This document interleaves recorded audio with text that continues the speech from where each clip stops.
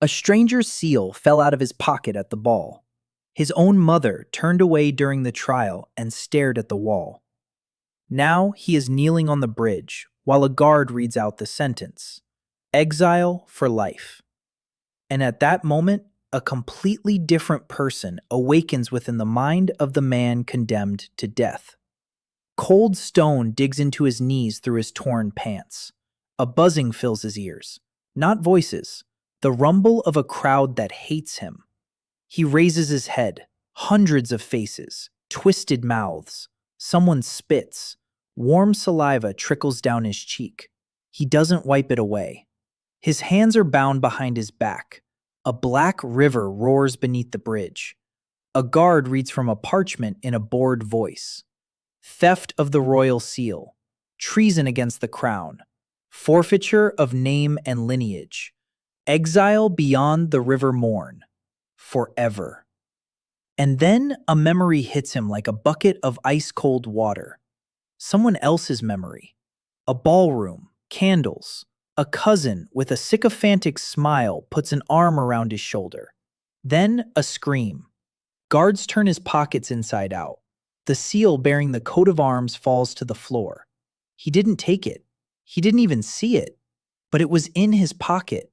His mother at the trial. Third row. She doesn't stand up. She turns her back to the wall. All of this belongs to the body. The body of a 28-year-old man named Daniel Hayes, the youngest son of the youngest branch of a defunct family. Now a nobody. But the one who has awakened inside remembers something entirely different. 30 hours without sleep. A project to rebuild a town that burned down. Blueprints for the storm drain system on the passenger seat. The headlights of an oncoming car. A heaviness in his eyelids. A second of darkness. And here he is. A guard kicks him in the back. The boot slams between his shoulder blades. Daniel flies forward. A rock scrapes his palms. The rope snaps from the impact. He rolls down the slope toward the water on all fours. Mud smears his face. People are laughing at him from above. Someone yells not to even think about swimming back. Someone else yells that the river will drown him on its own. He reaches the bank and falls face first into the mud. His heart is pounding so hard, his ribs are shaking. A minute, maybe 10. Then he sits down. He looks at his hands, young, thin, no calluses, no ring on his finger. Someone else's hands. He wiggles his fingers. They obey. The wildlands lie before him. The black forest stands like a wall. The hills loom behind him. A thin wisp of smoke curls on the horizon, and the first thought comes, calm and simple. Water. He needs clean water. Not from the river. The river runs through the city. They dump everything into it. He needs a spring further upstream. Second thought, firewood. The night will be cold. Third, shelter until dark. Not a shelter, a dugout. A shelter has no thermal mass. The earth retains heat. And he knows this not from someone else's memory. He knows this from his own life. Back when he was Daniel Hayes from Portland, an urban planner, a man who wrote his thesis on how to build a settlement from scratch on a zero budget. He stands up. He brushes the dirt off his knees. He assesses the slope of the bank with a professional eye. The right edge is higher. It's drier there. The clay is closer to the surface. Good for a dugout. He'll dig the well to the left, where the grass is thicker and darker. The water is closer there. And he smiles. They exiled him to the void, abandoned him without a knife, without food, without a single penny. But there was one thing they didn't know. They had exiled him back home. Because a barren place without a single house is exactly what he'd been working with his whole life. He heads toward the forest. He counts his steps. A habit. The clay gives way to loam. Loam is easier to dig. It holds its shape. At the foot of a hill with a south-facing slope, a stream trickles. It's narrow, but the water is clear and cold. He tastes it. Pure. Spring water. South-facing. Maximum sun in winter. The slope blocks the north wind. Since the stream is lower, it won't flood the place. The perfect spot. He sees it as a blueprint. The entrance is here. Cut the walls into the slope. Cover the roof made of poles with dirt. And he begins to dig. With his hands. No shovel, no pickaxe. His fingernails break.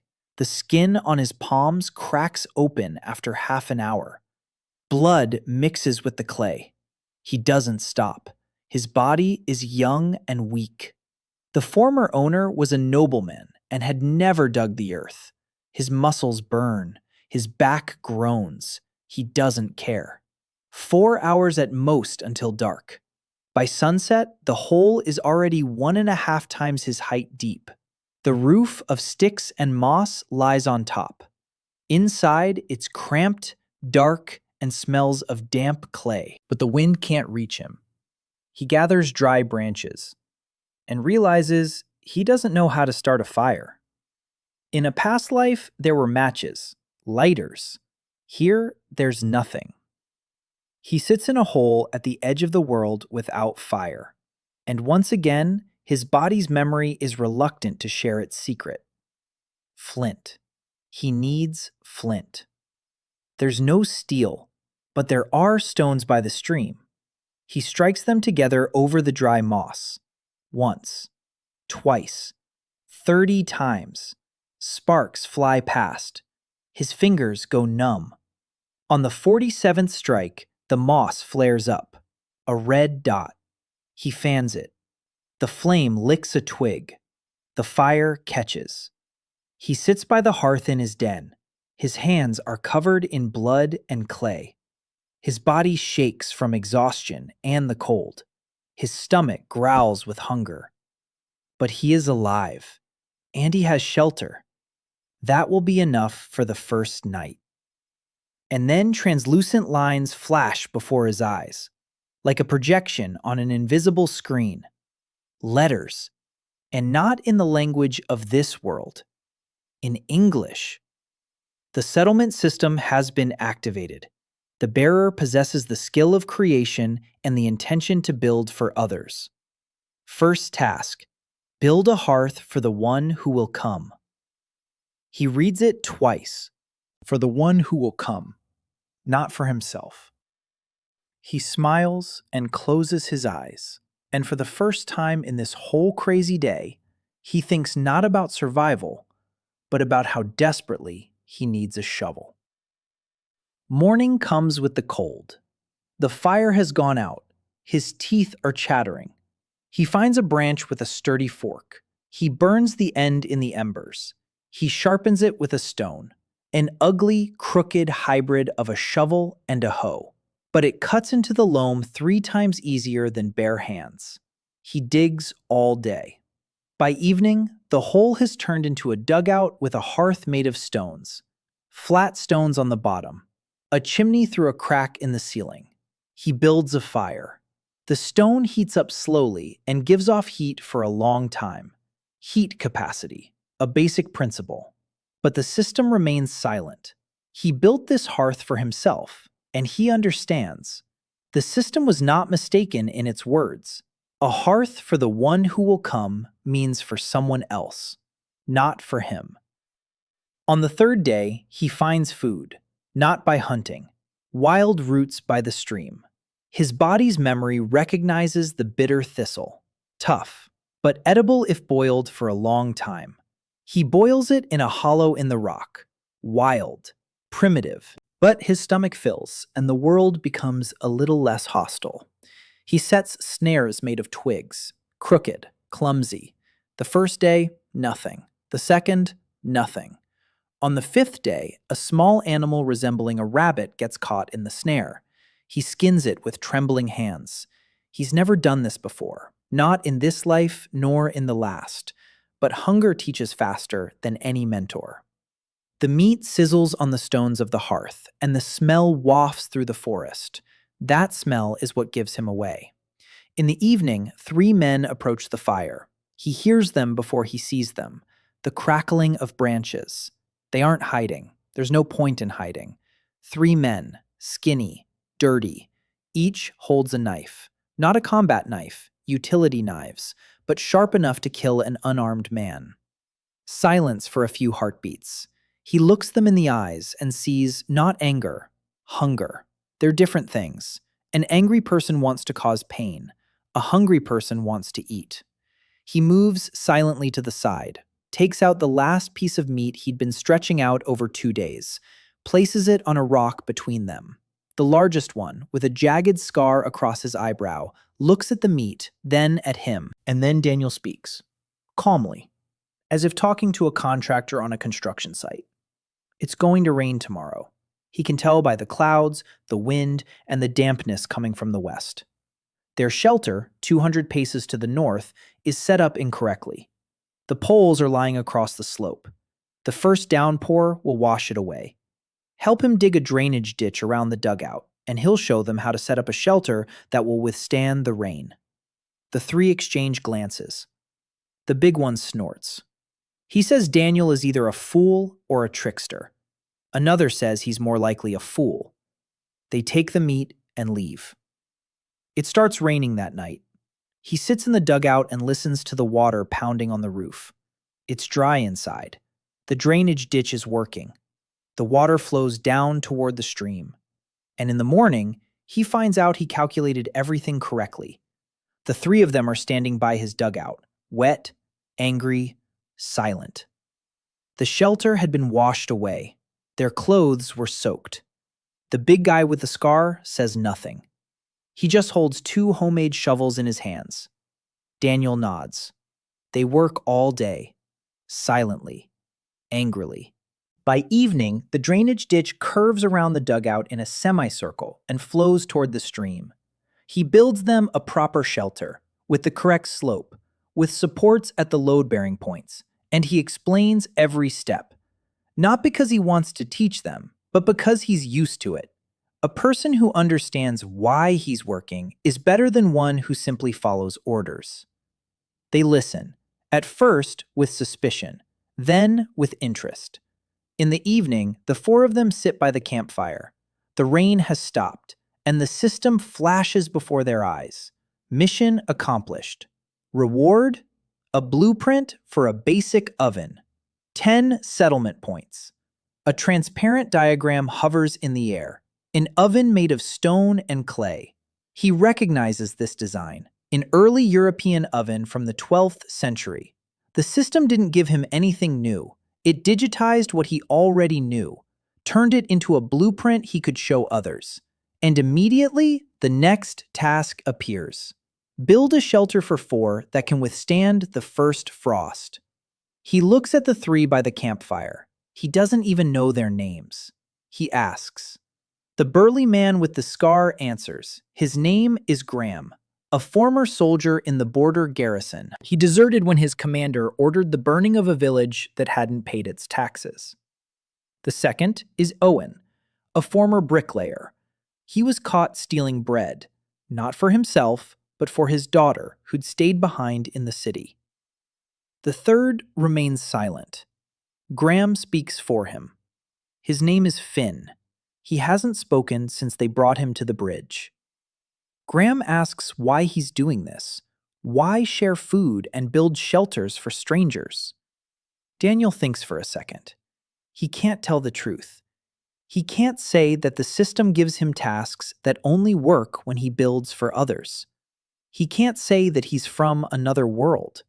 So he puts it simply. 1 person will die this winter. 4 can survive. It's not kindness. It's arithmetic. Graham looks at him for a long time. Then he nods. In the morning, they start building. They worked for 6 days. Daniel marked out the site with sticks and vines. Graham hauled stones from the stream. Owen cut sod. Finn dug in silence. No one argued. Not because they trusted him, because there was no one else to trust, and nowhere else to go. Daniel chose a spot 30 paces from his first dugout. The hillside sheltered them from the north wind. The stream was below. The forest was behind them. He dug the dwelling into the hillside to a depth of 1/3. 3 walls were made of earth. The front wall consisted of clay-coated poles. The roof was double-layered. The first layer was poles. The second was moss and sod. Between them was an air gap, insulation. He explained this to Owen. Air retains heat better than stone. Owen was a stonemason. He knew that. He looked at Daniel with a new expression, not yet one of trust, but of surprise. How did an exiled nobleman's son know about air gaps? The stove took 2 days to build. Daniel built it according to a blueprint that only he could see. Transparent lines hung in the air before his eyes, and he followed them. A stone firebox, a clay chimney, a bench above the flue. He ran the flue under the earthen floor from the stove to the far wall and let it outside. Hot smoke passed under the floor and heated the earth. Then it escaped through an opening in the wall. Ondol, a 2,000-year-old Korean underfloor heating system. In his former world, it was described in every other textbook on the history of heating. Here, no one had ever seen anything like it. When he lit the first fire in the stove and an hour later the earthen floor grew warm, Graham sat down on it and didn't move. For a long time. Then he said that in 20 years of service at the garrison, he had never once slept in the warmth. Not once. The soldiers slept on straw against the wall and woke up with frost on their eyebrows. Daniel said nothing. He knew that a warm floor wasn't a luxury. It was a basic need. But for people who'd been freezing their whole lives, it was a miracle. The system awarded points. 20. Mission accomplished. Shelter for 4 was ready. A new blueprint. A well with wooden wall paneling. And a new task. Secure a constant source of clean water. He smiled. The system was following his own logic. Shelter, heat, water, food. That was exactly the order in which he taught his students to prioritize the survival of a settlement. He marked the spot for the well on the 8th day, further down the slope, where the grass was darker and thicker. The aquifer wasn't deep. He knew this from the color of the soil and the way the stream behaved. They dug for 2 days. At a depth of 2.5 times his height, they struck water. Cold, clear. Owen stood waist-deep in the pit and watched as the water filled the bottom. He asked how Daniel knew where to dig. Daniel said he'd looked at the grass. Where the grass is darker, the water is closer. Owen said he'd been building walls his whole life, and not a single master had ever told him that. Daniel replied that the masons weren't paid to dig wells. They laughed, for the first time. It was their 9th night across the river. They sat in a warm shelter on a warm floor. They drank hot water from the new well. They ate boiled roots and the remains of game caught in snares. Daniel stared at the fire and thought. 4 of them. A warm floor. Clean water. A roof. But winter would come in a month and a half. He could sense it in the morning frosts and in the way the air smelled. By winter, he would need walls. A supply of firewood, a supply of food, and people. More people. 4 of them wouldn't survive. Not because there weren't enough of them to do the work, but because 4 people meant just 1 illness, 1 injury, 1 mishap, and death. He needed at least 12. Then there would be a buffer. Then someone could be sick. Then someone could stand watch. Then he wouldn't have to keep one eye open every night. On the 10th day, the system showed him something new. A map of need. It looked like a faint glow around people. Graham, a red dot on his right shoulder. Pain. An old wound he'd never treated. Owen, a blue flicker in his chest. Longing. He missed his daughter. Finn. Just darkness. Nothing. The system couldn't read what a person wasn't even aware of themselves. Daniel understood. The map didn't show abstract needs. It showed the specific pain of a specific person. And it only worked within a radius of a few steps. He needed to be close by. He needed to know people personally. He needed to see them. On the 11th day, Ivy came to them. She emerged from the forest in the morning, alone, thin, with a bag slung over her shoulder. Her hair was dirty and tangled. Her clothes were torn, but her hands were clean, and her gaze was calm. She stopped 20 steps from the dugout and stood there until Graham came out. He put his hand on his knife. She didn't move. Daniel came out next. She looked at him, then at the dugout, then at the stove from which smoke was rising, then back at him. She said she'd been watching him for 2 days. She'd seen him building. She said he'd have a fever in 2 days. She'd seen him coughing last night. She recognized that cough. Marsh-like dampness in his lungs.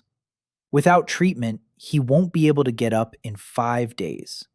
She said she could bring down the fever. She has herbs. She's a herbalist. She was banished 3 weeks ago for treating commoners with the same remedies as the lords. The Apothecaries Guild filed a complaint. The trial was brief. She said she needed a roof over her head. Not charity. A roof in exchange for treatment. Daniel looked at her and saw the system's glow. A map of need. Ivy. A green dot on her hands. Her hands are freezing. She's a herbalist. She needs warm hands to work. And deep inside, a gray stripe across her entire chest. Resentment. Old.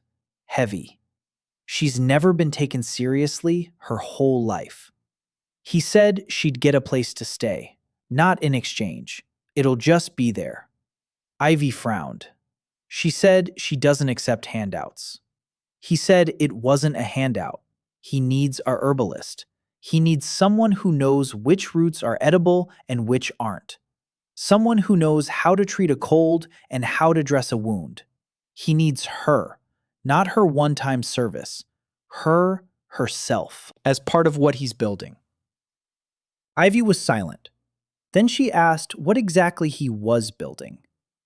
He looked at the dugout, at the well, at the warm stove from which smoke was rising, at Graham, who was standing at the entrance with a knife, at Owen, who peeked out from around the corner, at Finn, who, as always, sat silently by the stream.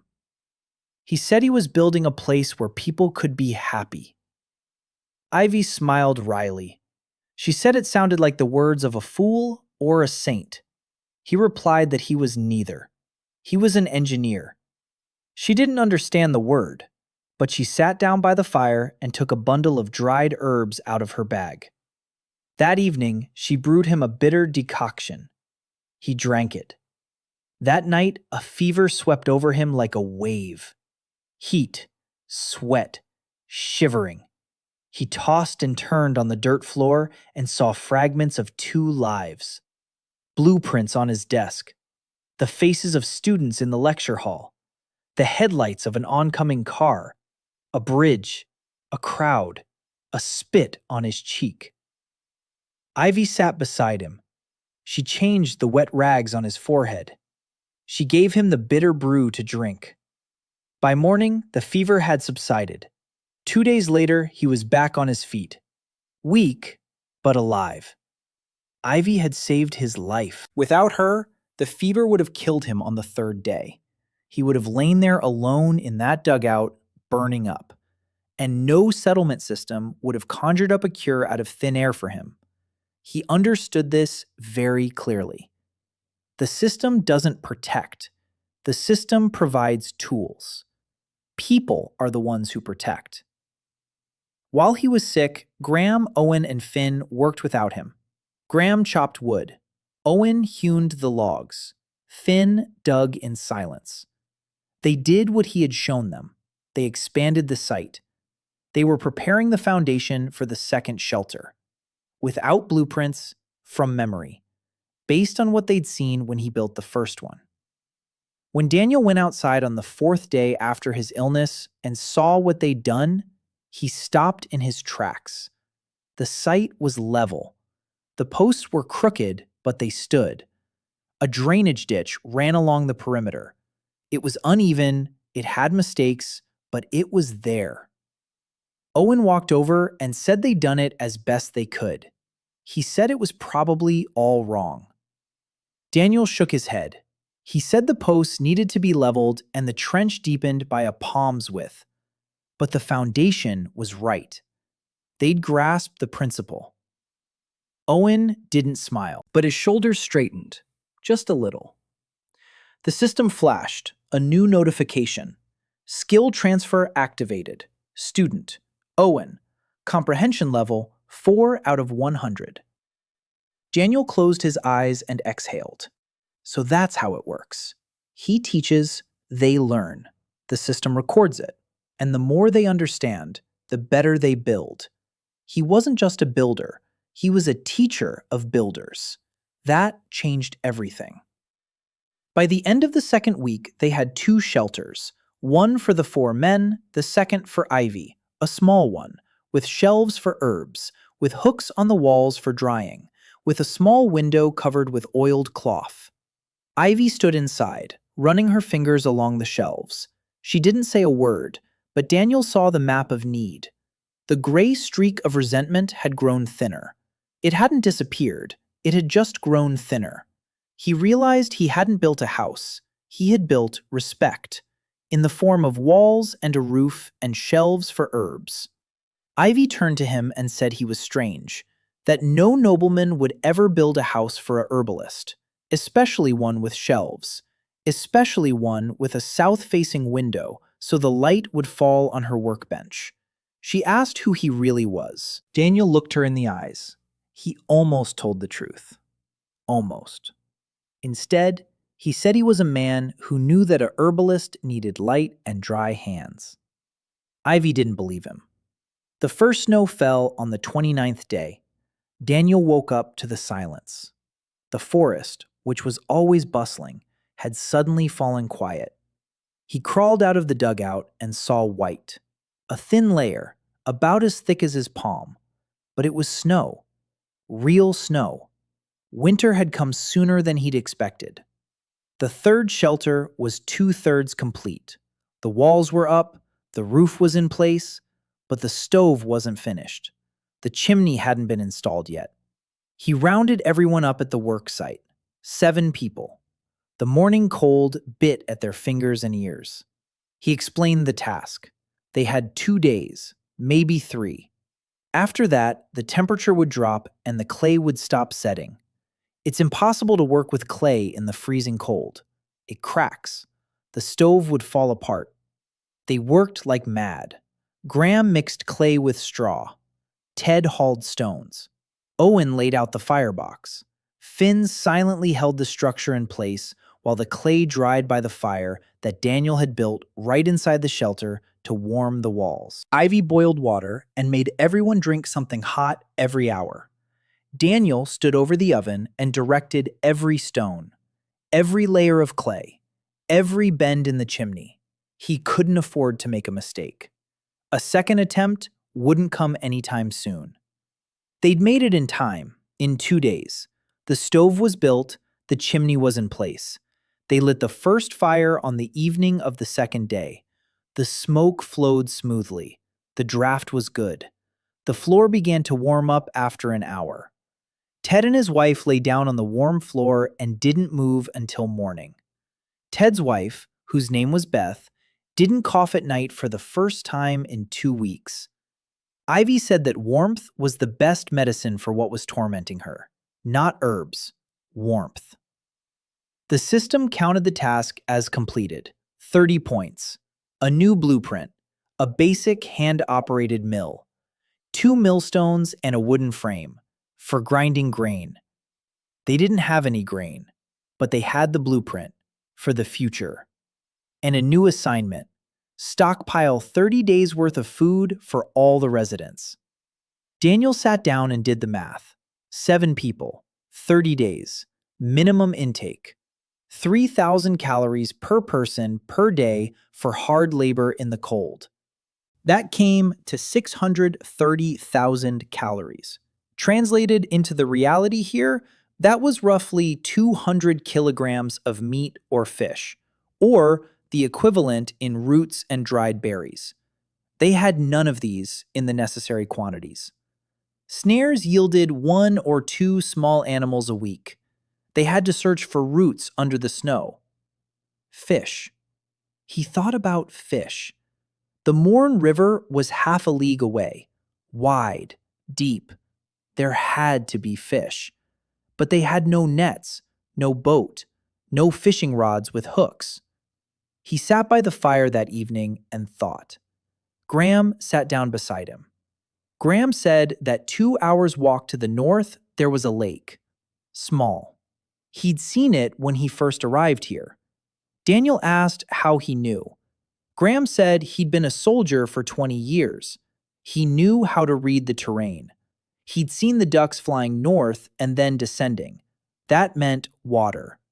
Daniel nodded. In the morning, the two of them set out for the lake.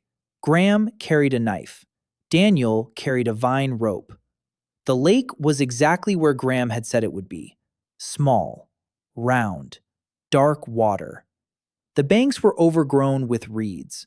Fish were splashing at the surface. Daniel saw ripples on the water. He sat down on the bank and thought. A net. He needed a net. Woven from willow, a versha, a fish trap, a conical structure. The fish swim in through the funnel and can't get out. He'd seen drawings of ancient vershas at the museum in Portland, at an exhibition on the indigenous peoples of the Pacific coast. He began to weave. The vines were supple and thin. His fingers froze after 10 minutes. He warmed them with his breath and kept weaving. By evening, he had 3 versha, rough, crooked, but functional. They set them up by the reeds and returned to camp. 2 days later, there were 8 fish in the versha. Big, fatty. Daniel gutted them and hung them over the fire, smoking, not perfect. Without a proper smokehouse, the smoke was erratic, but the meat was drying and absorbing the smoke, and that was better than nothing. Ivy came over and watched him smoke the fish. She said she knew of herbs that repel flies and preserve meat longer. She went into the woods and returned an hour later with a bunch of gray leaves. She crushed them and rubbed them into the fish before smoking it. The smell was sharp and bitter. She said that's how her grandmother used to do it in the village. That meat treated with these leaves wouldn't rot for a month. Daniel looked at her. She knew things that weren't in any of his textbooks. Things passed down from grandmother to granddaughter, and which the Apothecaries Guild scorned as country superstitions. But these superstitions worked. He told her that her knowledge was no less important than his. She snorted. But the map of need showed that the gray streak had grown even thinner. Over the next few days, they established a routine. Every 2 days, Daniel and Graham would go to the lake and check the nets. They smoked and dried the fish. They dug up roots from under the snow. Ivy sorted them, the edible ones from the poisonous ones. She was rarely wrong, almost never. Ted discovered a walnut grove an hour's walk to the west. The walnuts were small and bitter, but nutritious. Beth, who was already able to get up, cracked them open with a stone and stored them in birch bark baskets. By the 40th day, they had a supply. Not 30 days worth, 20, but better than nothing. The system counted it as partial completion, 15 points. No new blueprint, but with a hint. A line hung in the air. 3 hours' walk to the south, there's a settlement of exiles. 12 people. They're starving.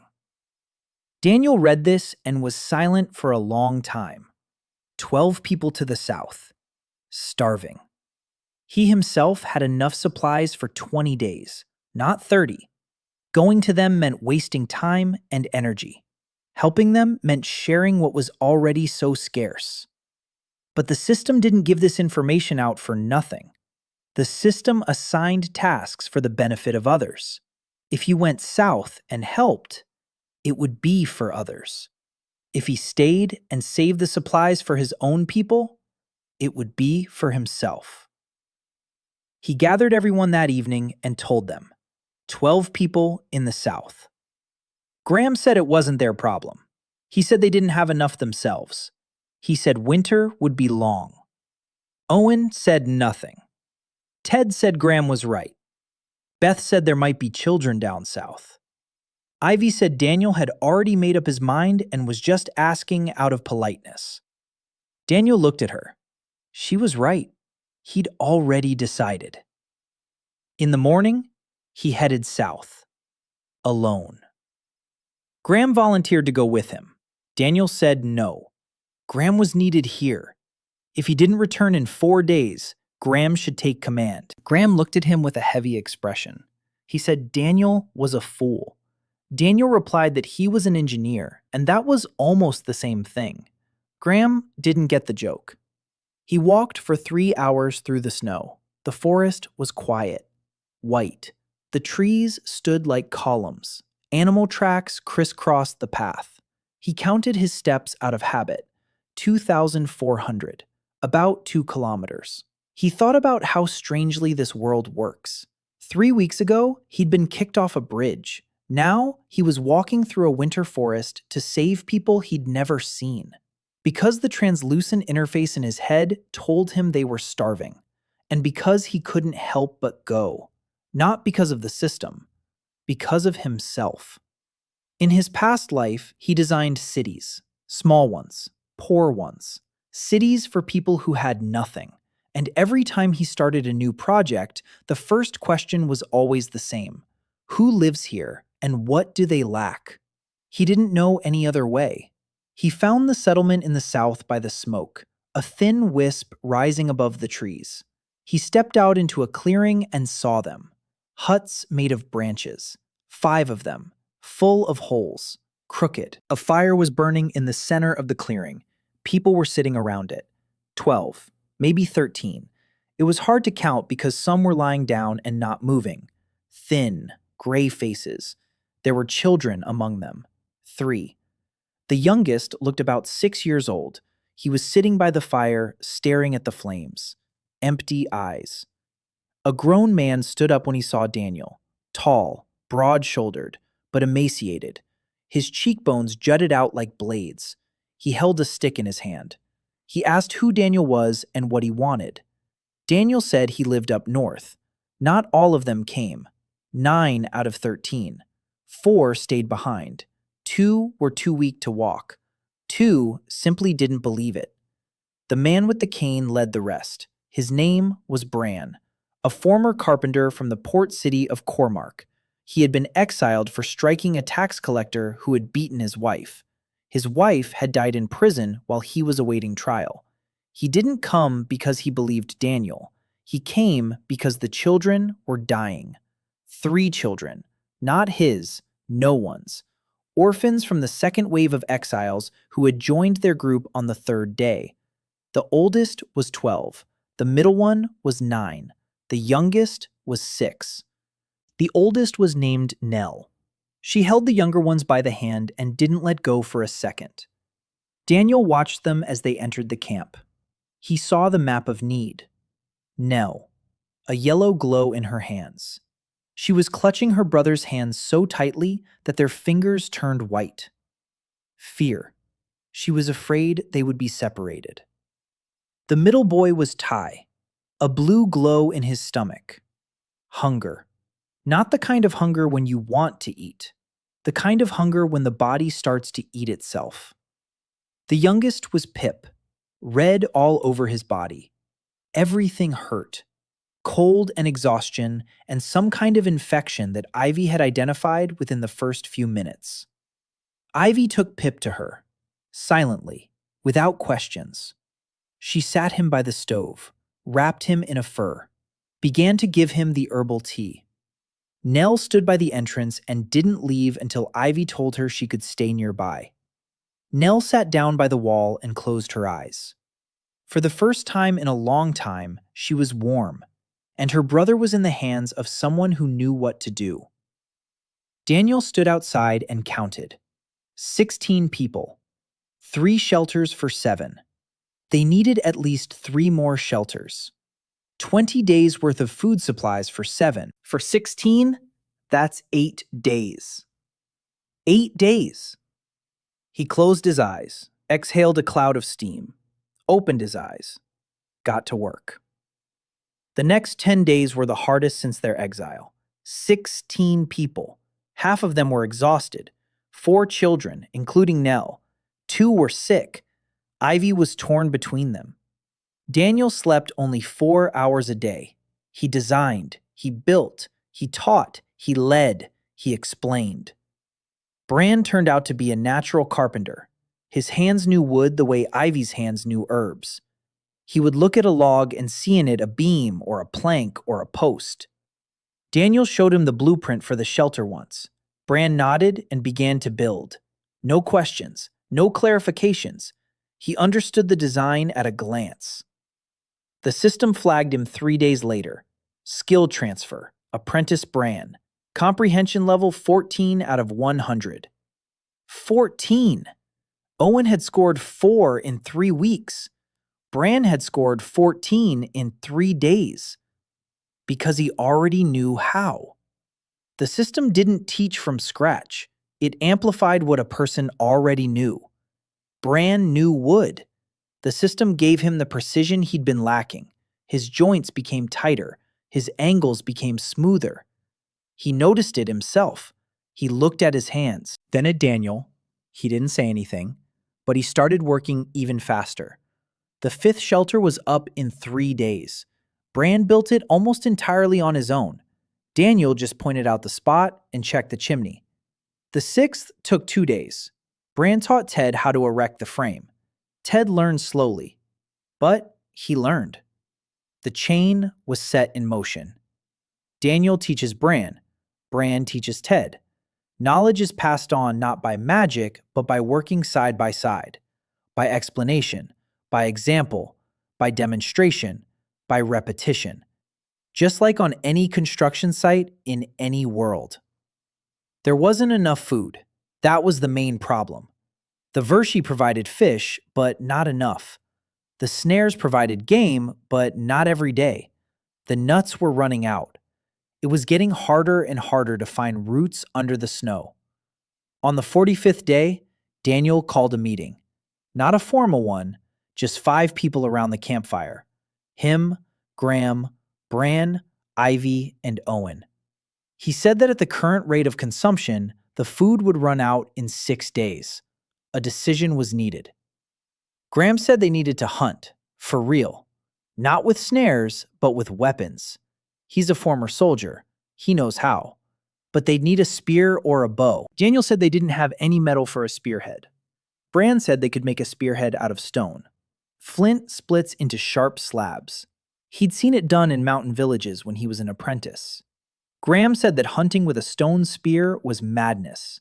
Bran replied that starving to death was even crazier. Ivy said she'd seen the tracks of a large beast in the forest to the west. She didn't know what kind, but the tracks were deep. The beast was heavy. There would be enough meat for a week, if not more. Daniel listened. He wasn't a hunter. He was an urban planner.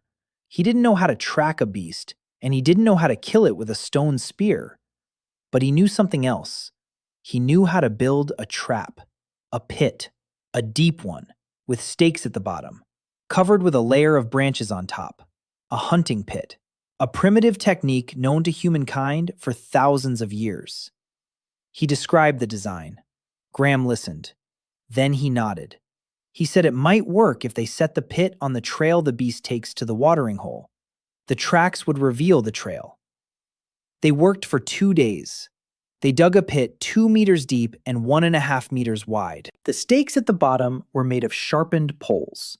The covering was made of thin branches and moss, snow on top. On the morning of the 3rd day, Graham ran into camp, silently. His eyes were ablaze. He grabbed Daniel by the arm and dragged him to the pit. The beast lay in the pit. Huge. It looked like a moose, but with wider antlers and shorter legs. It was dead. The stakes had done their job. There was so much meat that Daniel couldn't believe it. They butchered the carcass all day. Graham and Bran knew how to do it. Daniel didn't. He helped as best he could. He hauled pieces of meat. He stretched the hide. Ivy supervised the smoking. She built 3 fires with different types of smoke. One for quick drying, the second for slow smoking. The third was for the hide. She commanded the women from the southern group. Beth cut the meat into thin strips. Another woman, named Dora, salted the pieces with coarse gray salt that Ivy had found at a salt spring on the 3rd day after they arrived at the camp. Salt. Daniel had almost burst into tears back then when Ivy brought the first little bag. Salt is a preservative. Salt is life in winter.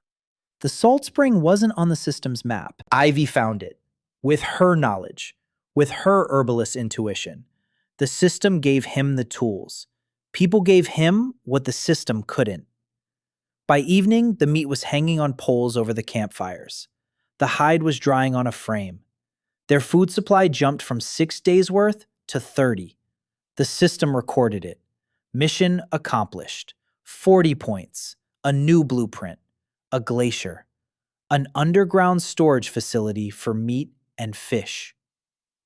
The temperature underground remains stable in winter. The meat doesn't spoil. He knew this from a textbook on medieval agriculture. The system digitized his memory again. And a new task. He hadn't expected this one. Clear a safe path from the settlement to the Morn River. Why? The Morn River is the border. There's a bridge there. There's Airvale. There are the people who exiled him. Why a path there? Then he understood. The path wasn't for him. The path was for those who would come after him. The exiles never stopped. Every month, Airvale cast new people over the bridge. Debtors, thieves, outcasts, dissenters. They tumbled off the bridge and walked into nowhere, into the forest, into the cold, into death. If only there were a path by the bridge, a marker, a signpost. Walk north for 3 hours. It's warm there. There's food there. There are people there. That would have changed everything. He stood by the fire and looked south. Somewhere beyond the trees, beyond the river, to where the city of Vellenheim burned with 1,000 lights and people danced at balls, never thinking of those they'd pushed off the bridge. He clenched his fists, not out of anger, out of determination. On the 50th day, he took Graham and headed for the river. They walked for half a day.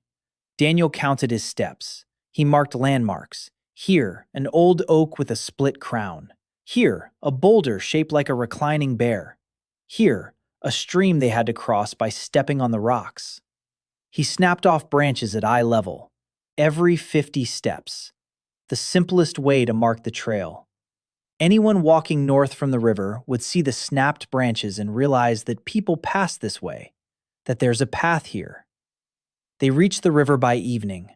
The bridge was visible. Stone. Old. Guards stood on the other bank. Torches burned on the towers. Airvale. Daniel stood on the bank and watched. 50 days ago, he'd been pushed off that bridge. Now he stood here, alive, well-fed, with a settlement to the north where 16 people slept in the warmth. Graham stood beside him. He was silent. Then he said that Daniel was a strange man. Daniel asked why. Graham said that a normal exile standing here would be thinking of revenge, of how to return and set fire to the house of the one who exiled him. Daniel asked what Graham was thinking about. Graham said he was thinking about Owen's daughter, who had stayed behind, across the bridge, who thinks her father is dead. Daniel nodded. He stuck a long pole into the ground by the riverbank. He tied a strip of cloth to it, white, visible from afar, a beacon, a signal for those who might fall off the bridge. Go north, follow the broken branches. There are living people there. They returned to camp a day later. The system scored the trail, 20 points, and a line that made him sit down. The name. The settlement requires a name to be registered in the system's registry. He sat by the fire and thought. There were people all around him, his people, 16 people eating hot soup made from smoked fish and meat. The children sat by the stove in Ivy's shelter. Pip wasn't burning anymore. He was still weak, but alive. Nell sat next to him and fed him from a spoon that Bran had carved out of wood. Ty snuggled up to her and slept. Winter truly settled in on Haysford on the 60th day. The temperature dropped every night. The morning frost no longer melted by noon. The trees stood covered in hoarfrost, as if made of glass. The stream at the foot of the hill had frozen over. Only the spring remained unfrozen, a warm stream rising from the depths. The water flowed clear and sparkling. Daniel knew that spring water is warmer than the air in winter because it comes from deep underground, where the temperature remains constant. But for the residents of Haysford, it was a miracle, a spring that never froze. They began to call it the warm spring. Children ran to it morning and evening. It was the only open water in the area. Daniel assessed the situation. 6 shelters, 16 people. Everyone was warm. The stoves were working. A 25-day supply of food. The ice holes on the lake yielded fish every 2 days. The second hunting pit was located on the new trail. But there were problems. Firewood. With 6 stoves, the firewood consumption was enormous. They were cutting down the forest around the camp farther and farther away. Every day, they had to walk farther to gather firewood. On the 62nd day, Owen spent half a day just to bring back 2 bundles. It was inefficient, wasteful, dangerous. A person gets tired. In the forest, you can fall, break a leg, freeze. Daniel sat in his shelter and drew with a stick on the packed earthen floor. He was drawing a diagram, a firewood storage area, not just a storage pit, a system. Mass harvesting, not by bundles, but by whole logs, hauling it across the snow. Once every 5 days, the whole group, stored near the camp, under a shelter, so the firewood wouldn't get wet. Drying it out. He knew that dry firewood gives off twice as much heat as wet firewood. It's not magic, it's physics. The moisture in the wood draws energy away through evaporation. Remove the moisture, and the same mass of wood gives off more heat. He explained this to Graham. Graham listened. Then he said it made sense, that no commander in the garrison had ever explained why something was done. They just gave orders. Daniel replied that he wasn't a commander. He was a man who explained things. Graham grunted. He said that in the army, he would have been beaten for that. They organized their first large-scale firewood gathering on the 63rd day. All able-bodied men and women, 10 people. In the forest to the east, 3 large trees had fallen during last year's storm. Dead, dry, perfect firewood. Bran chopped. Graham chopped. Ted and Owen dragged the logs with vines. Dora and Beth chopped off the branches. Daniel showed them how to tie the log to the sled. 2 poles and crossbars, the simplest of sleds. The log rests on them and glides across the snow. 1 person pulls what used to take 3 to carry. Bran looked at the log drag, then at Daniel, then back at the log drag. He said this thing could be used to haul more than just firewood. Rocks, dirt, anything heavy. Daniel nodded. Bran sat down on a stump and stared into space for 5 minutes. Daniel could see on the map of needs how something was changing inside him. Not pain, not hunger, a spark, a warm golden dot in his head. Bran was thinking. He was coming up with ideas. He was seeing possibilities. The system flashed. Apprentice Bran. Comprehension level 22 out of 100. A leap. Not from repetition, from understanding the principle. Bran didn't just grasp the tool itself. He grasped the idea. Simplify the effort.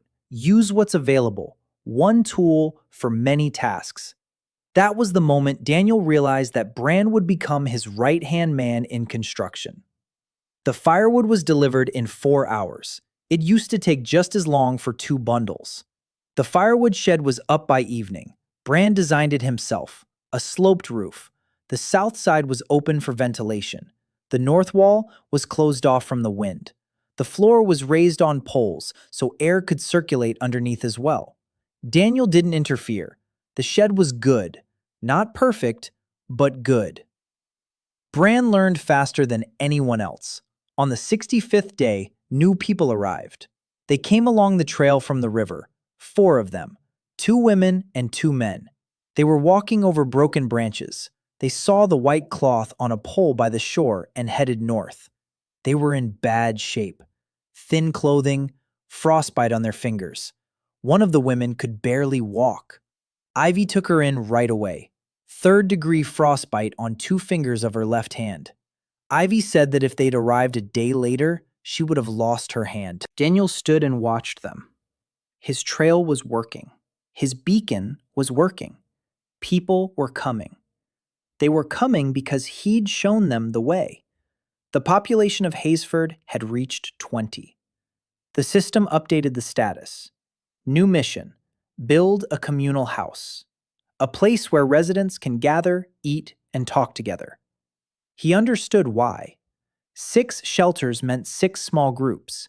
People lived close by but not together. They didn't know each other. The Southerners didn't trust the Northerners. The newcomers didn't trust the old-timers. The children were afraid of Graham because he was big and rough. Graham didn't notice the children because he wasn't used to them.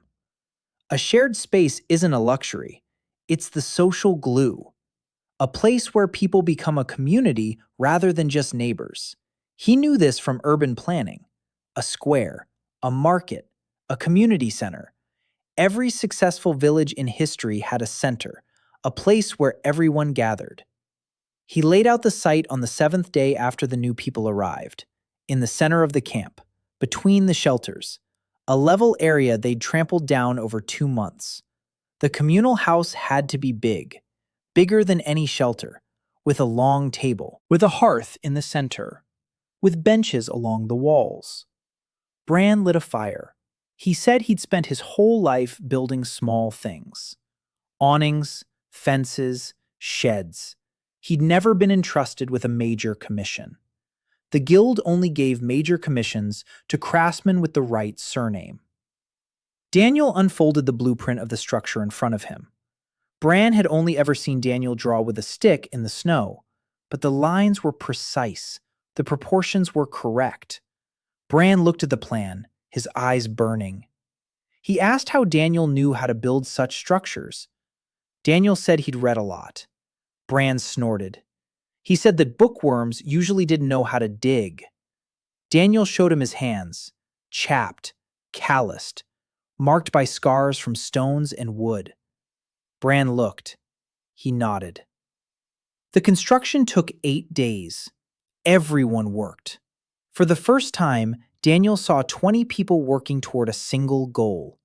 Graham and Ted chopped and hauled logs on sleds. Bran erected the frame. Owen laid the stone foundation. A foundation. For the first time in Haysford.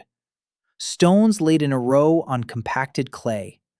The wood doesn't touch the ground. It doesn't rot. Owen knew this. The system showed him the blueprint through Daniel, and Owen understood immediately. His level jumped from 4 to 11. The women were mixing clay with straw for the walls. The children were hauling moss for insulation. Even Finn was working harder than usual. He didn't speak, but he was carrying stones from the stream, heavy, flat stones for the hearth in the center of the house. Nell was supervising the children. She was 12 years old, but she gave orders quietly and firmly. Pip was still weak. He sat by the fire, weaving ropes from vines. His little fingers moved deftly. Ivy had taught him. She said his hands needed to work, that work heals faster than medicine. The communal house was completed by the 73rd day. It was large by Haysford standards. Enormous. 6 paces wide, 10 paces long. The walls were made of poles, daubed with clay and straw. The roof was double-layered and insulated. A hearth stood in the center, stone, with a chimney leading up through the roof. A long table made from a split log. Benches ran along the walls.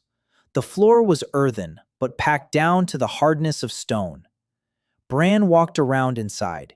He touched the wall. He tapped a beam. He examined the joints. Then he turned to Daniel and said that in 20 years of working as a carpenter, he had never built anything he was proud of. Now, he is proud. The first dinner in the communal house was on the 74th day. 20 people at one table. Hot fish stew. There was no bread, there was no flour, but the stew was hot and thick. Fish, roots, ivy herbs, salt from the spring. They ate in silence. Then someone laughed. Then another. Then Ty spilled the stew on Graham and froze in horror. Graham, huge and terrifying Graham, with a scar across his eyebrow, looked down at the boy. Ty turned pale. Graham wiped the soup off his shirt. Then he scooped some from his bowl with a spoon and silently held it out to Ty. Ty blinked. He took the spoon. Graham turned away. But Daniel saw the map of need. The blue streak of loneliness that had lived within Graham from day one grew thinner. Just a little. One gesture. One spoonful of soup offered to a child. Daniel stood by the wall and watched them. 20 people. 10 weeks ago, they were strangers, hostile, hungry. Now they were sitting at the same table in the house they'd built together. Ivy walked over to him, stood beside him, silently. Then she said quietly that he'd done the impossible, that gathering 20 outcasts and getting them to work together was a miracle. Daniel shook his head. He said he hadn't forced anyone. He'd just been building, and people came. Ivy looked at him for a long time, intently. Then she said he was lying, not about the building, about himself. She said she'd been watching him every day, that he knew things no nobleman knew, that he looked at the hill and saw what others didn't see, that he spoke words that didn't exist in the language. Engineer, drainage, insulation. That he could calculate in his head faster than any accountant. She said he wasn't who he claimed to be. Daniel was silent. His heart was pounding. She stood beside him and waited. She didn't demand anything. She just waited. He could have lied, could have brushed it off, could have stayed silent. He told the truth. Not all of it, just part of it. He said he wasn't from here, that he remembered another world, another life, that in that life he built cities, that the knowledge in his head came from there, that he didn't know how it happened or why. Ivy listened. She didn't interrupt. She wasn't scared. She didn't recoil. When he fell silent, she stood there quietly for another minute. Then she said that this explained everything. He asked if she thought he was crazy. She replied that she'd been treating people her whole life, that she'd seen feverish delirium and madness and knew what they looked like, that he wasn't crazy, that his knowledge was real, that the proof was all around them. A house, a stove, a well, a road, a table. She said it didn't matter to her where he came from. What mattered to her was that he was here. Daniel exhaled. He hadn't realized he'd been carrying that burden. The burden of a secret. The burden of loneliness. The burden of being the only one who knew the truth. Ivy knew now. Just her. That was enough. The system flashed. Task completed. The communal house was built. 50 points. A new blueprint. A bathhouse. A steam room with a stone stove and a drainage floor. He looked at the blueprint and laughed, quietly, to himself. A bathhouse. The system was suggesting he build a bathhouse. He imagined Graham's reaction when he told him they'd be washing with hot water. Graham, who washed in the river once a month in the summer and didn't wash at all in the winter. Graham, who believed that dirt protected you from the cold. He laughed louder. Ivy asked what was so funny. He said he was going to build a bathhouse. Ivy raised an eyebrow. Then she smiled. For the first time in all the time he'd known her, not a smirk, not sarcasm, a smile. She said that if he built a bathhouse, she'd owe him not one life, but two.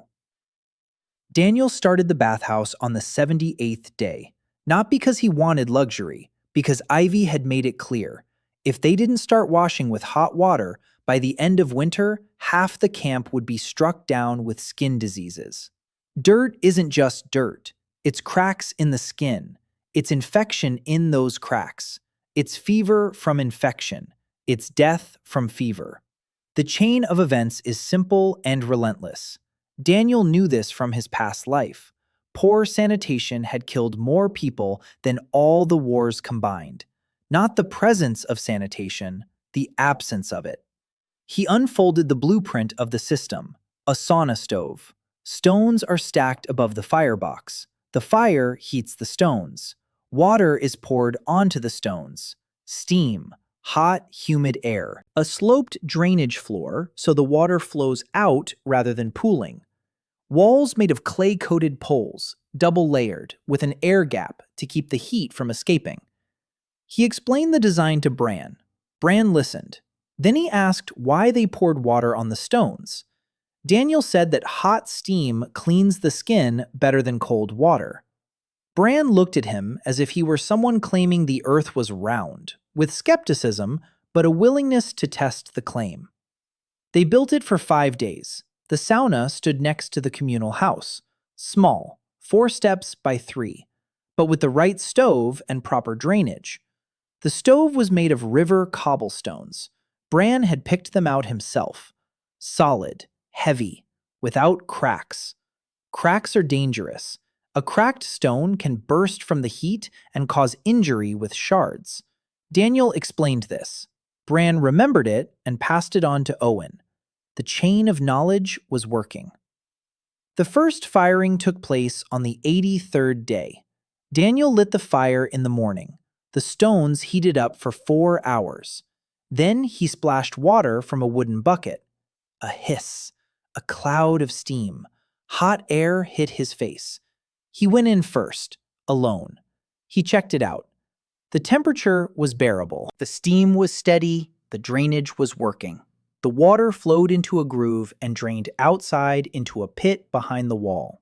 He came out and called for Graham. Graham was standing at the entrance, looking suspicious. He peered inside. Steam swirled in the semi-darkness. The stones glowed red. He asked if it would kill him. Daniel said it wouldn't. Graham went inside. A minute later, Daniel heard a sound. Strange. Muffled. He didn't realize right away what it was. Graham was laughing. For the first time in all the time Daniel had known him, Graham was laughing. He wasn't snorting. He wasn't snorting. He was laughing. He came out half an hour later, red as a boiled lobster, with wet hair, with his mouth open. He stood in the cold and steam rose from his skin. He said it was witchcraft. Daniel said it was hot water and stones. Graham shook his head. He said that in 20 years of service, he'd never been this clean. Not once. He turned to the others. They were standing in a semicircle, on guard. Graham said one word. Go. They went, in pairs, in threes. The women separately, the men separately. Ivy went in last. She stayed inside longer than anyone else. She came out in silence. She sat down on a log by the wall. She looked at her hands. Clean, pink, warm. She clenched and unclenched her fingers. Daniel saw the map of need. The green dot on her hands had disappeared. Her hands were no longer cold. The hot water and steam had done what no gloves ever could. She looked up at Daniel. He was standing by the sauna door, brushing ash off the threshold. She said quietly that he had built her the best tool she'd ever had. He didn't answer, but he nodded.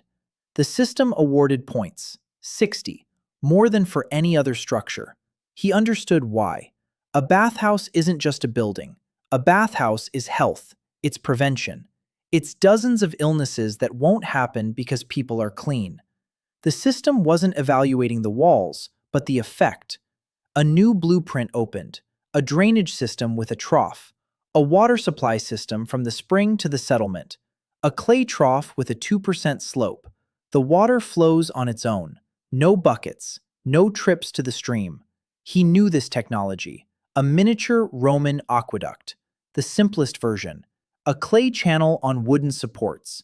The slope ensures the water flows by gravity. He imagined the residents' reaction when the water began flowing to their homes on its own. Then he set that thought aside. In the spring. Right now, the clay is frozen. You can't mold a trough. On the 85th day, Ivy called him over to her place. She was sitting in her apothecary among bundles of dried herbs. It smelled of bitterness and mint. She said she had something to tell him. She said she'd seen a man. 3 days ago in the woods, an old man. He was standing at the edge of the woods, looking toward Haysford, just standing there. She called out to him. He turned around, looked at her, smiled, and walked back into the woods. She followed him. His tracks disappeared after 30 steps, as if he'd vanished. She said the old man was dressed in rags, thin, gray-haired, but his eyes were lively, bright. She said there was something off about him. Not dangerous, just off. As if he knew the place better than those who lived there. Daniel listened. The old man at the edge of the woods. Strange. The system showed nothing. The map didn't work at that distance. He didn't see the old man. Couldn't verify it. He told Ivy to be careful. She snorted and said she was a herbalist, not some helpless damsel. He smirked. That same evening, another incident occurred.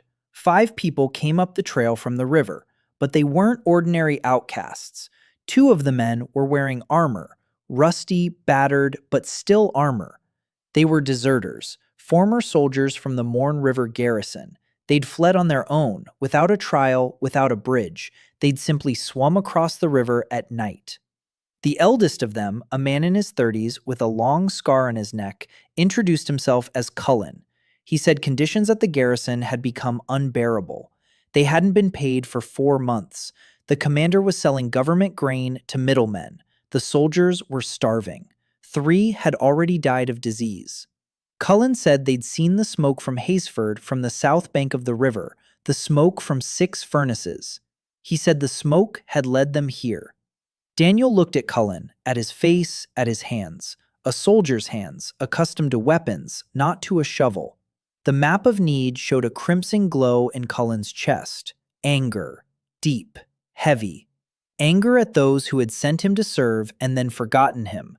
At those who had stolen his pay. At those who had forced him to stand on the wall and guard the bridge from which innocent people were thrown.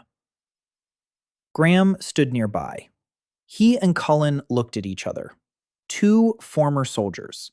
They didn't say a word, but something passed between them. Recognition. Understanding. Graham nodded. Cullen nodded back. Daniel put them on rations, assigned them a place in the communal house, gave them some hot soup. Cullen sat at the communal table and ate. Silently, quickly, like a man who's used to having his food taken away. Then he stopped, put down his spoon, looked around.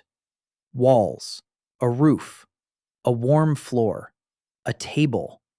People who aren't afraid of one another. He asked who had built all this. Graham nodded toward Daniel.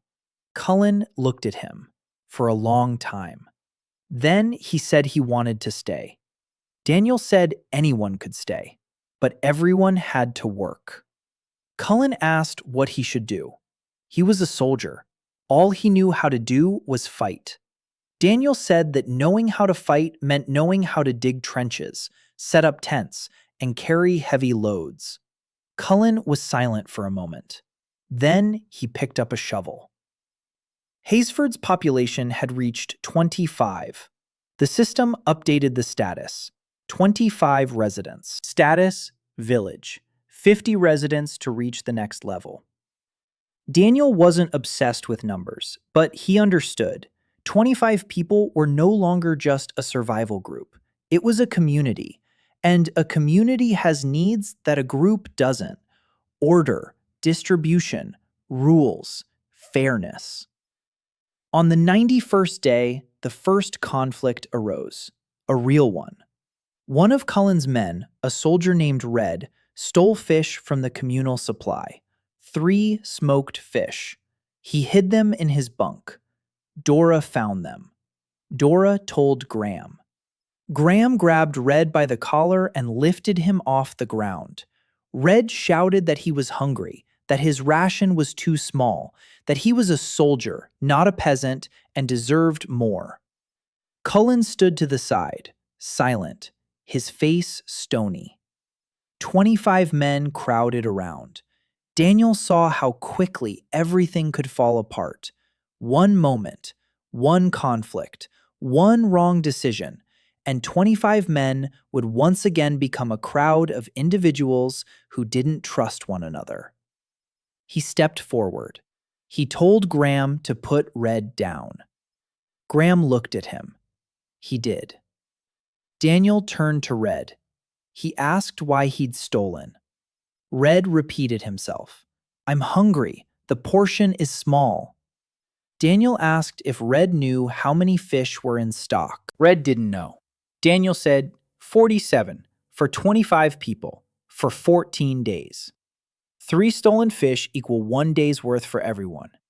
Red had taken a day's worth of life from 24 people. Red turned pale. He hadn't counted. He'd just been hungry and taken them.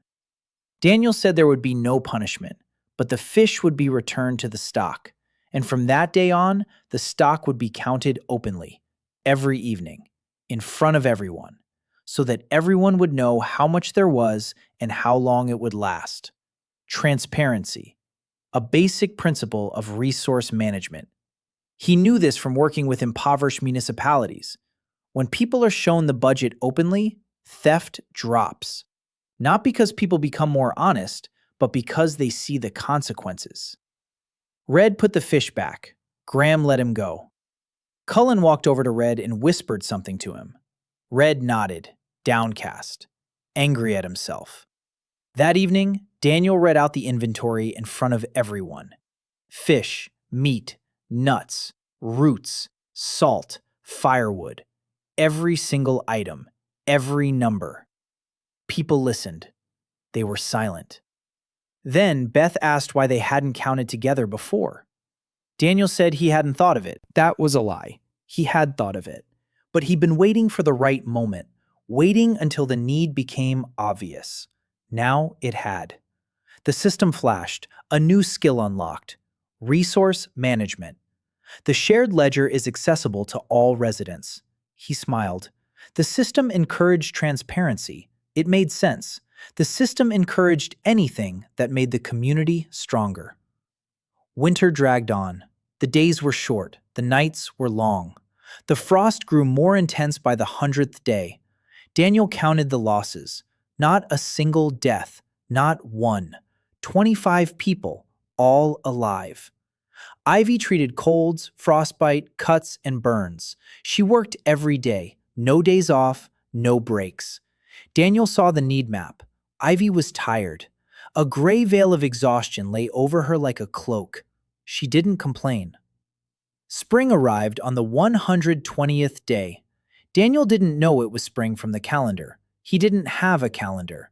He knew it from the sounds, the dripping of water, the crackling of ice on the stream, and the birds.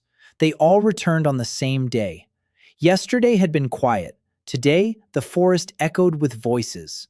He emerged from his hiding place and saw that the snow had darkened, turned gray, become loose. The earth breathed warmth from below. They had survived the winter. All of them. 25 people, not a single death. He stood on the clearing in front of the communal house and counted. 120 days.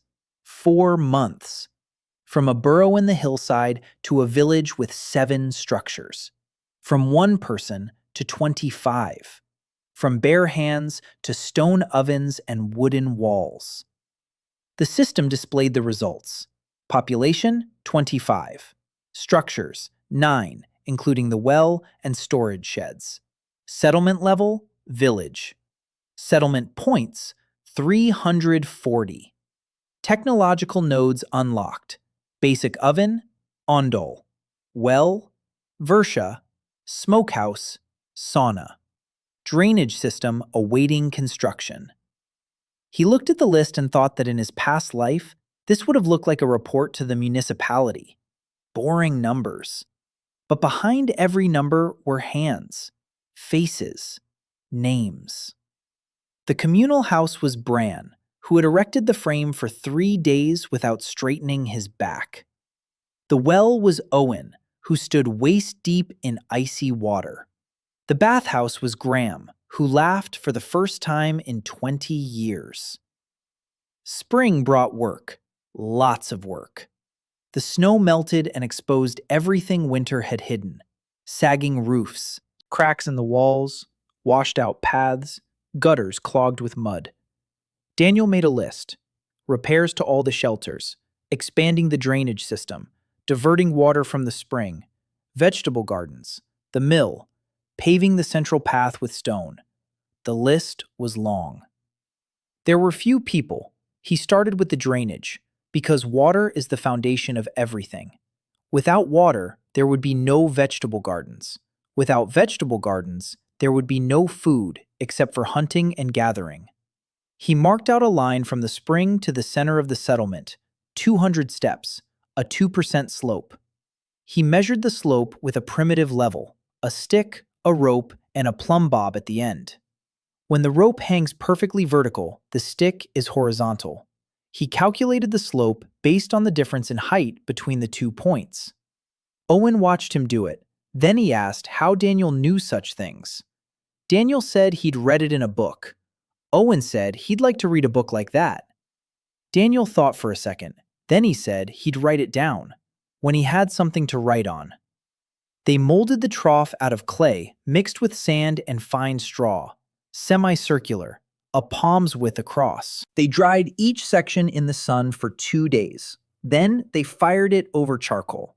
Not quite pottery yet, just sturdy clay that would hold water for several years. Bran carved out wooden supports, straight, all the same height, adjusted for the slope. Owen placed the sections on the supports and sealed the joints with wet clay. The work took 8 days. On the 9th day, Daniel opened the spout at the spring.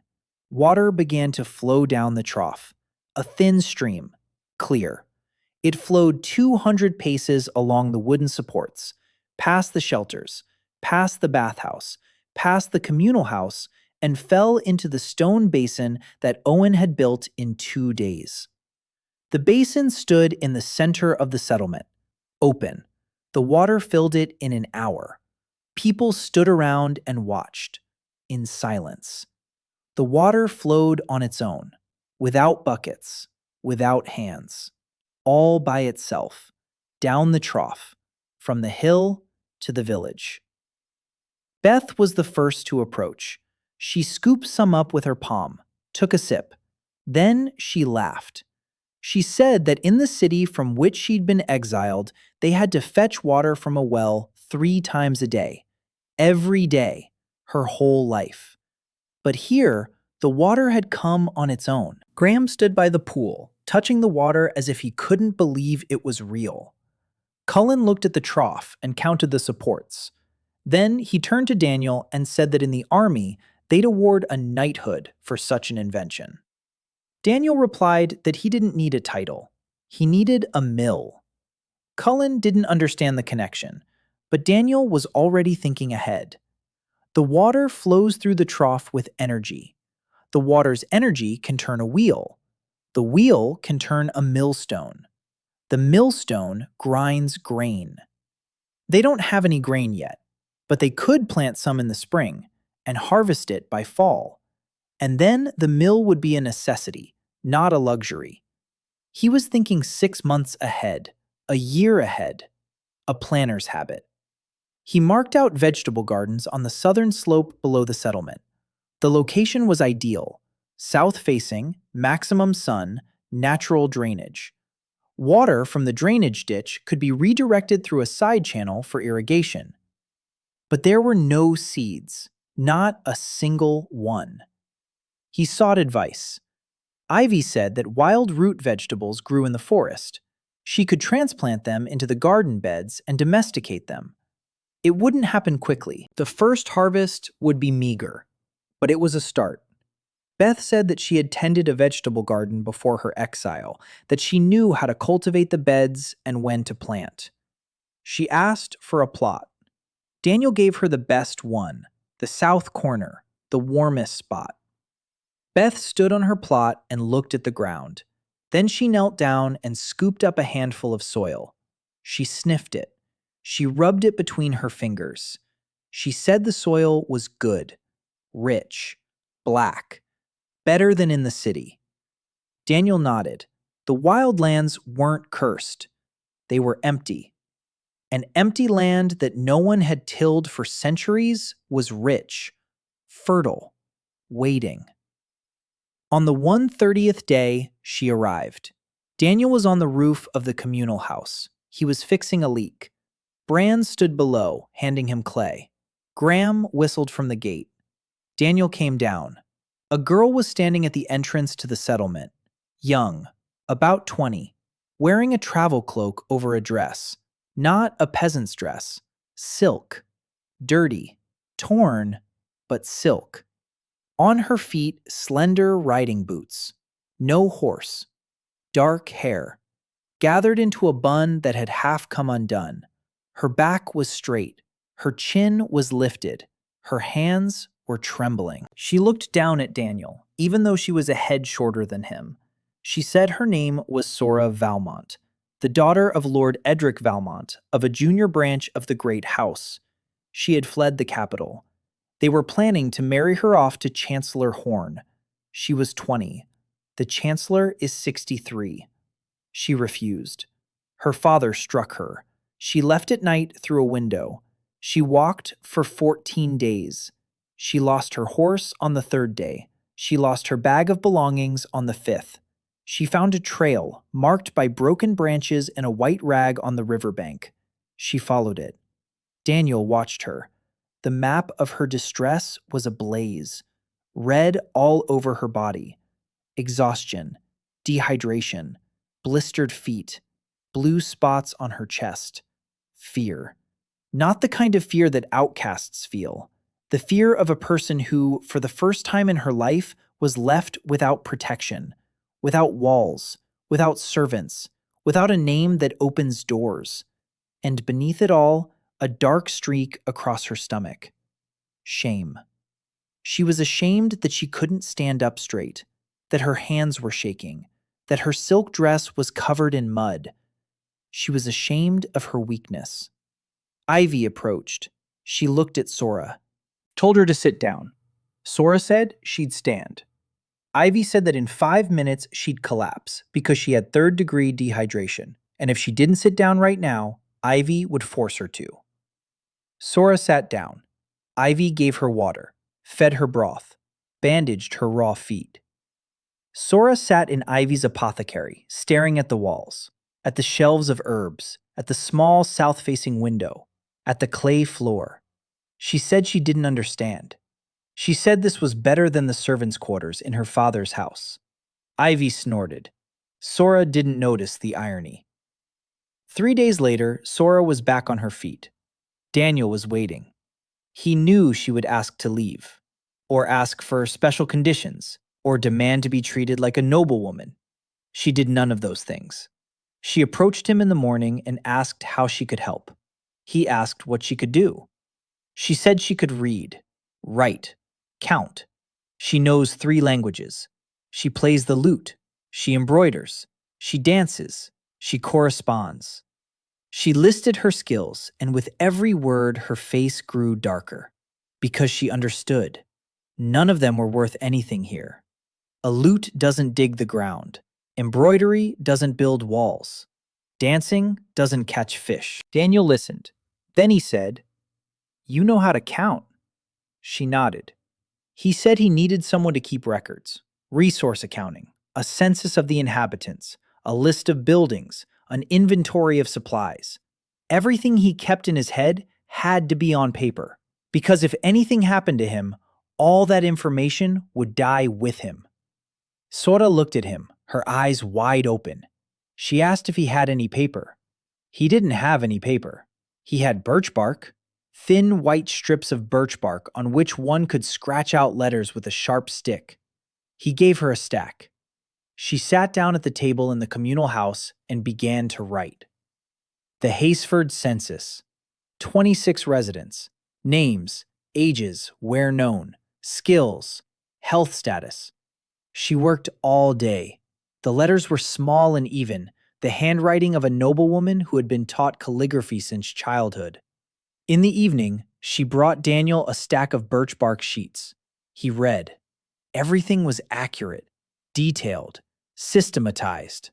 She had divided the residents into groups: builders, hunters, gatherers, children, and the sick. She had added a column he hadn't asked for: needs. There was a line next to each name. Graham needs new boots. Owen misses his daughter, Beth, needs seeds for the garden. Nell needs her own sleeping place, separate from her brothers. She noticed what he had noticed. She saw people. On the 140th day, Daniel began building a workshop. Not a house, not a shelter. A workshop. A place where he could work with wood, stone, and clay under a roof. With a workbench, with tools. Because until then, everyone had been working outdoors, in the cold, in the wind, in the rain. Bran cut planks while sitting on a stump. Owen was chiseling stone in the mud. It was inefficient and foolish. The workshop was built in 5 days. Bran built it with such speed and precision that Daniel hardly had to intervene. Bran's level of understanding had reached 38. His joints were tighter than Daniel's own. His feel for wood made up for his lack of theoretical knowledge. Inside the workshop, Bran set up a workbench, a real one, made from a split log, with supports, with wedge clamps. He made it himself, without a blueprint, guided by a craftsman's intuition. Daniel watched and nodded silently. Bran is no longer an apprentice. Bran was a partner. May arrived on the 143rd day. Daniel heard her before he saw her. The clang of metal, rhythmic, heavy.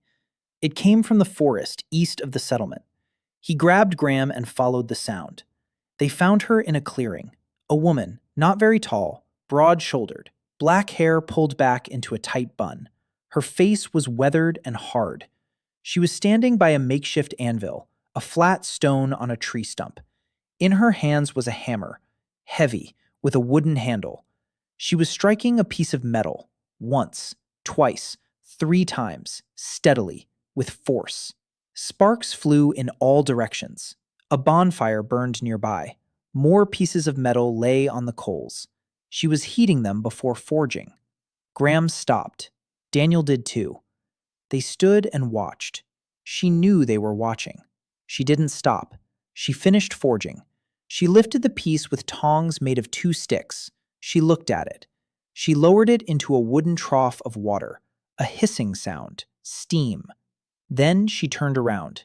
She looked at them. She said she'd heard that around here, no one asks who your father is. Daniel said that around here, they ask what you can do. She said she could forge.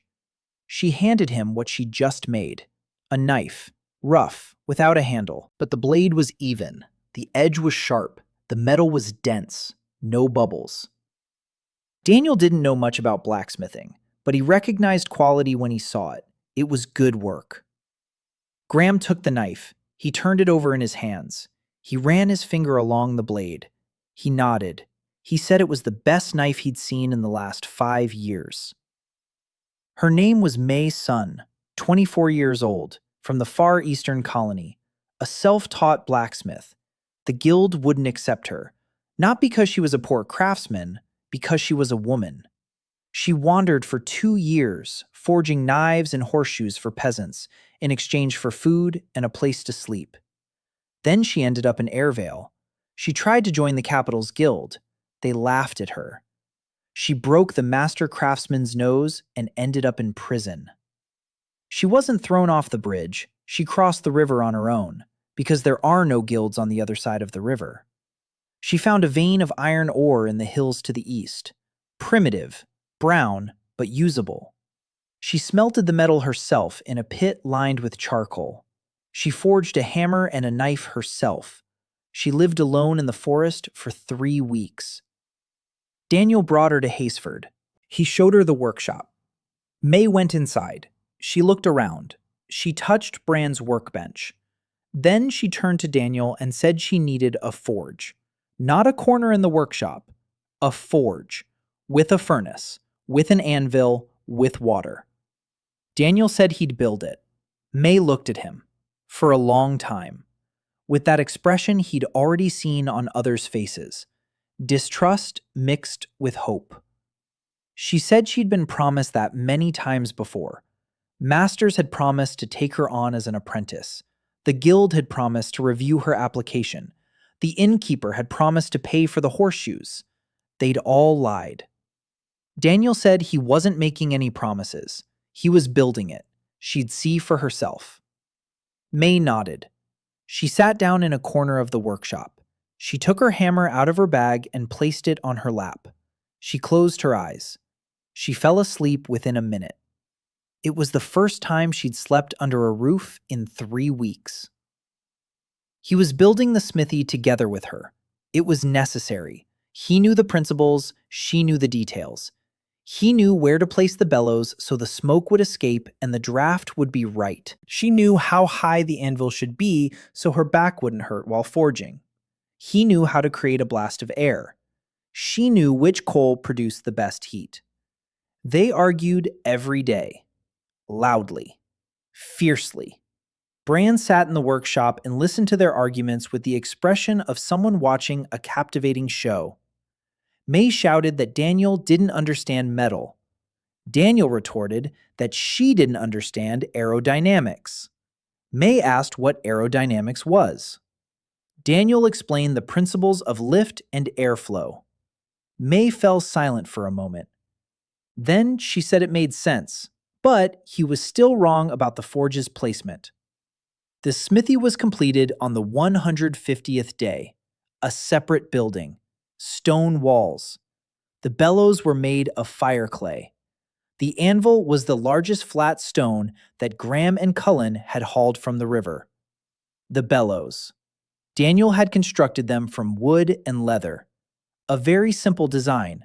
2 wooden panels fastened together with a leather accordion-style mechanism. You press down and air is blown into the bellows. May gave it a try. The heat from the bellows surged. The flame roared. The metal on the coals turned red in minutes, not an hour. May stood by the bellows. Her face was lit by the fire's glow. Her eyes sparkled. She said it was the best bellows she'd ever used. Daniel said he'd wait until she saw the blueprint for the blast furnace. May asked what a blast furnace was. He said he'd show her later, when there was enough material. May worked every day. Knives, tooltips, door hinges, nails. Nails changed everything. Before that, Bran had built without a single nail. Wooden tenons and mortises, ropes, wedges. It worked, but slowly. With nails, the pace of construction doubled. Bran received his first batch of nails and sat with them for half an hour, sorting through them, looking at them. Then he came to May and told her she was a great craftsman. May turned away. Bran didn't see it, but Daniel saw it. She was smiling. a small, fierce smile of someone who had heard for the first time what they'd been waiting for their whole life.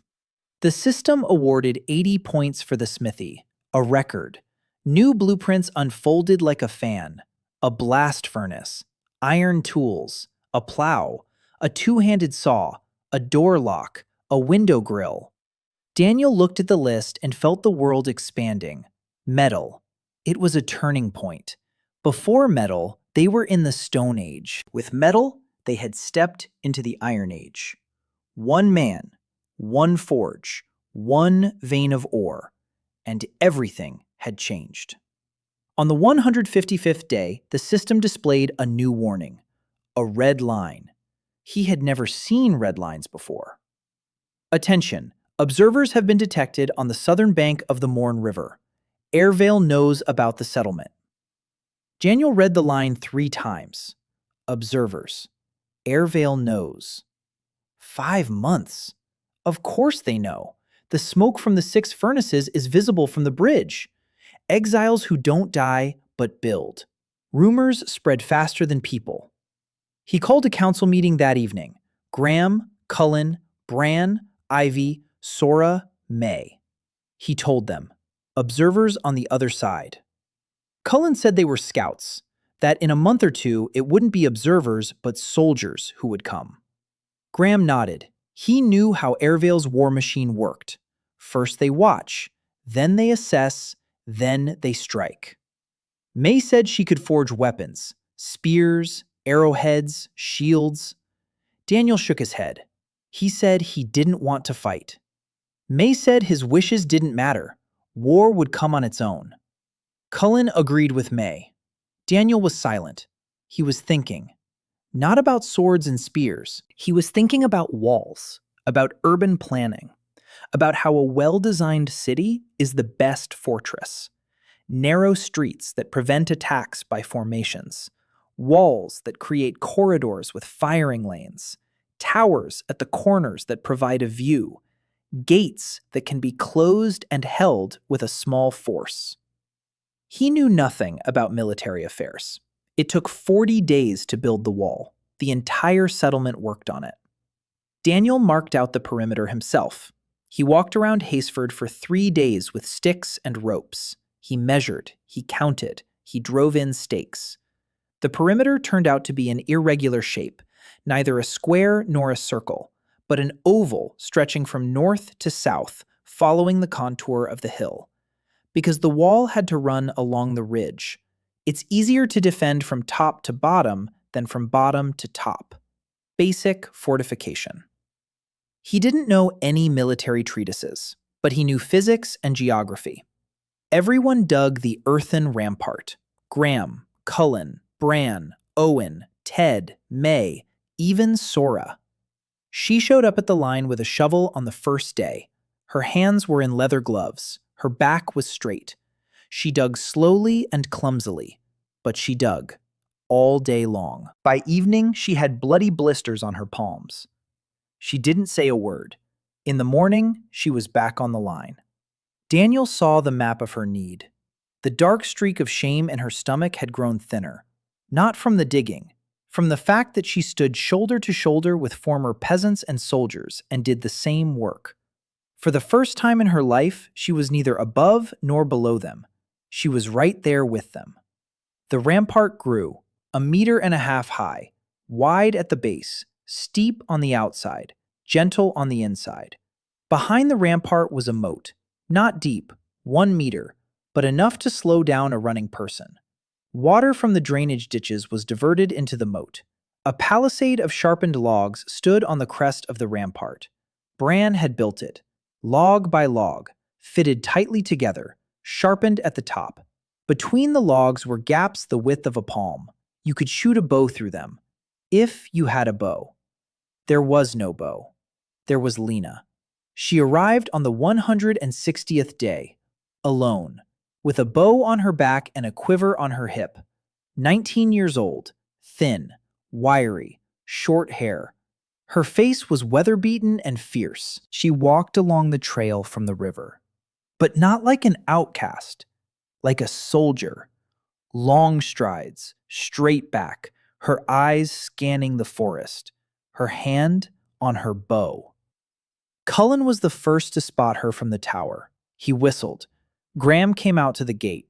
She stopped. She looked at the rampart, at the palisade, at the tower, then at Graham. She said she was looking for a place called Haysford. Graham said she'd found it. She walked in. She stood in the middle of the settlement and looked around. Slowly, carefully. The drainage ditch, the workshop, the blacksmith shop, from which smoke and the sound of hammering drifted, the communal house, a bathhouse, vegetable gardens on the southern slope, children running between the houses. Beth, who was rinsing laundry in a basin by the drainage ditch. She turned to Daniel, who had come over from the construction site. Dirty, sweaty, with a shovel in his hand. She said her name was Lena Rowe, a former archer with the border guard, dismissed for refusing to shoot unarmed refugees. She said she'd heard about Haysford at the garrison. The soldiers whispered. They said there was a place across the river where the exiles lived better than they did. She didn't believe it. Then she saw smoke. Then she saw a trail. Then she decided to check it out. She said that if Hasford was anything like what people said, she wanted to stay. She said she knew how to shoot, that she could hit a squirrel in the eye from 50 paces away, that she wasn't afraid of a fight, that she could stand guard at night and wouldn't fall asleep. She spoke quickly and sharply. Every word was like a blow. Daniel listened. The need map showed something strange. Lena was all red, not from pain, from tension. Every muscle in her body was coiled like a spring. She was waiting for rejection. She was used to rejection. Beneath the red glow of tension, he saw gray, deep, heavy. She considered herself broken, a tool that had stopped working and become useless. She hadn't come for a home. She'd come for a purpose. He said she needed a tower. She blinked. He repeated it. A tower. A watchtower. With a view to the south, west, and east. He pointed to the unfinished third tower at the southeast corner. It would be hers. She would be the head of the Haysford Watch. Lena stood in silence. 3 seconds. 5. Then she said he hadn't even checked how she shot. Daniel said he would check. Later. Right now, his wall wasn't finished. Lena laughed, briefly, sharply, like a bark. Then she raised her bow, drew the string, and shot. The arrow flew across the entire settlement and lodged itself in the gatepost at the far end, right in the center, 100 paces. Everyone who saw it froze. Graham whistled. Cullen took his hand off the knife he'd placed there when she entered. May peeked out of the smithy and asked what the commotion was. Daniel looked at the arrow in the post, then at Lena. He said the tower would be ready in 3 days. Lena nodded, and she walked toward the tower, without an invitation, without instructions. She appointed herself a sentry and began her watch that very evening. 3 days later, the tower was ready. Bran had finished the platform at the top, a wooden deck with railings and a roof to keep out the rain and snow. Lena climbed up and didn't come down until dark. She sat there, gazing at the horizon. Daniel joined her that evening. She was sitting on the deck with her legs crossed. Her bow lay beside her. The wind ruffled her short hair. He looked at the tower. The platform was high. The wind blew up from below and from the side. It would be impossible to sit here in winter. He went back down. The next day, he went to see Bran. He said the tower needed some finishing touches. A stove, a small one, inside the platform, so the lookout wouldn't freeze. A bench, tailored to her height, with a cushion made of straw-stuffed fabric. A cover over the loophole. A wooden shutter that could be closed when the wind blew from the north and opened when she needed to look out. Bran asked why so many details for just one tower. Daniel said the tower was for Lena, not for some abstract sentry. For Lena, who will sit here every day, who is 19 years old, whose ears get cold in the wind, who deserves not just a post, but a place. Bran nodded. He finished it in 2 days. A stove stood in the corner, small, with a short chimney. A bench made of smoothly planed boards, exactly Lena's height. A damper on hinges from May's smithy. Daniel stood up and called for Lena. She was standing below. He told her the tower was finished. She climbed up. She saw the stove. She saw the bench. She saw the damper. She stood on the platform and looked. Then she sat down on the bench. It was exactly her height. Her back rested against the wall. Her feet were flat on the floor. Perfect. She touched the smooth plank of the bench. She ran her finger along it. Then she turned away toward the embrasure. Daniel began to climb down. He heard a soft sound behind him, brief, muffled. He didn't turn around. He knew that Lena would rather jump off the tower than let anyone see her tears. The system awarded 30 points for the reinforcement. The wall took another 20 days after Lena's arrival, but the pace picked up. Cullen organized shifts. On the 210th day, 3 horsemen rode up to the walls of Haysford. Lena was the first to spot them from the south tower. She whistled twice. The signal meant strangers.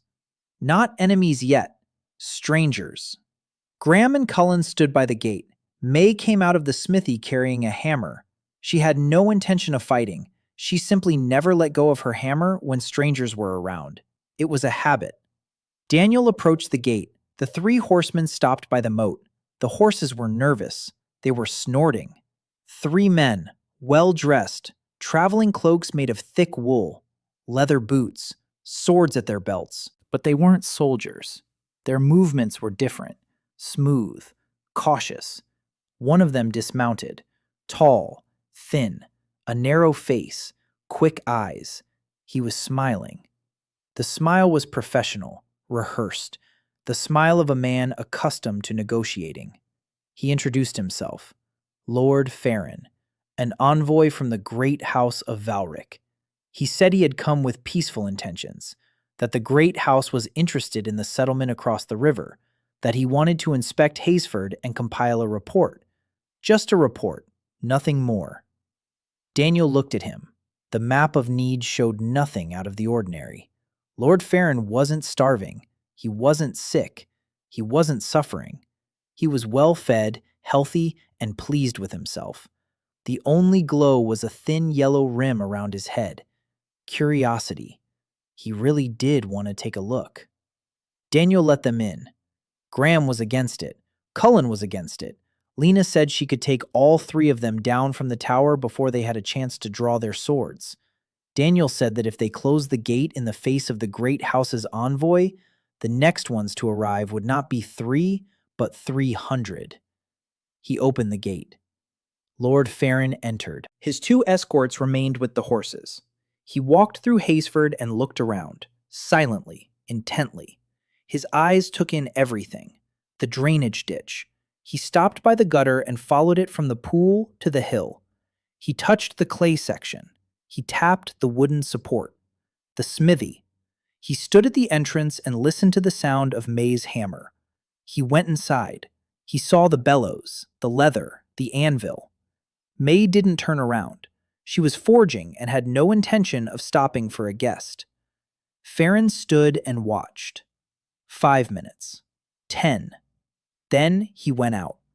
The bathhouse. He peered inside. He saw the stove, the drainage floor. He sniffed the air. The communal house. He went inside. He saw the table, the benches, a hearth. Sora's birch bark notes on the shelf. He reached for the notes. Sora stood between him and the shelf, quietly, without a word. She just stood there. Farron withdrew his hand. He smiled. He went out. He walked around the entire settlement in 2 hours. Then he returned to Daniel. They stood by the gate. Farron was silent for a minute. Then he said he was impressed. He said he'd expected to see tents and half-starved, ragged people. Instead, he saw a village. With a water supply. With a blacksmith shop. With a bathhouse. He uttered the word bathhouse with an expression as if he were tasting an exotic dish. He said there was no bathhouse in Vellenheim, that in the capital, People washed in basins. He asked how Daniel had managed to do all this in 6 months. Daniel said he'd been working. Farron smiled. He said he would report that the settlement posed no threat, that it was simply a group of exiles who had learned to build huts a little better than usual, that there was no reason to trouble the great house. He mounted his horse. He looked down at Daniel, and he said one last thing. He said that Daniel had better not grow up too fast, that the great house of Valric did not like surprises, that Lord Cassian Valric was a man who did not forgive those who proved him wrong. He rode away. Graham stood nearby. He said that Farron was lying, that he would report the truth, that the truth was worse than a lie, because the truth was that Haysford was better than half the towns in Airvale, and that would frighten Valric more than an army. Daniel knew Graham was right. The days passed. The summer was short and hot. The vegetable gardens yielded their first harvest. A meager one. Small root vegetables, bitter greens.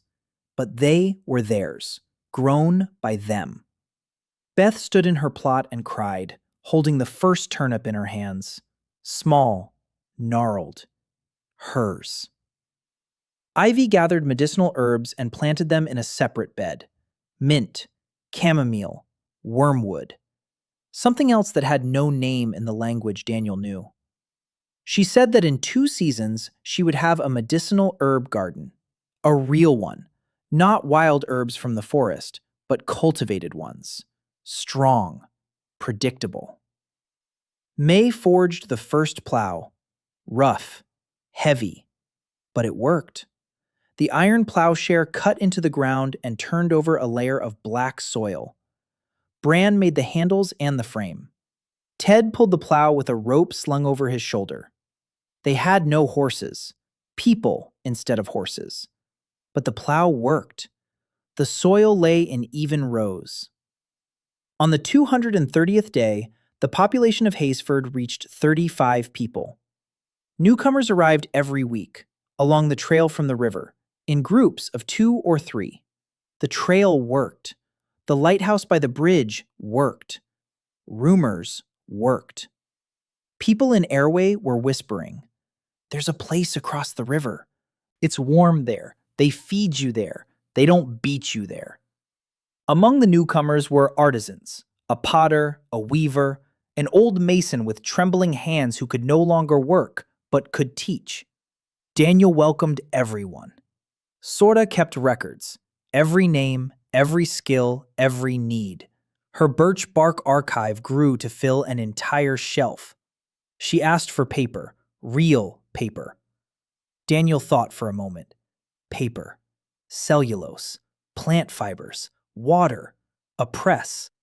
In a past life, he'd seen a master class on handmade paper at a museum.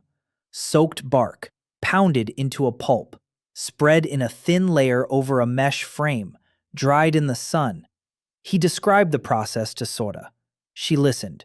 Her eyes were ablaze. The next day, she soaked the bark. 3 days later, she had her first sheet. Rough, uneven, gray, but paper. Sora held it up to the light and looked through it. Then she pressed it to her chest.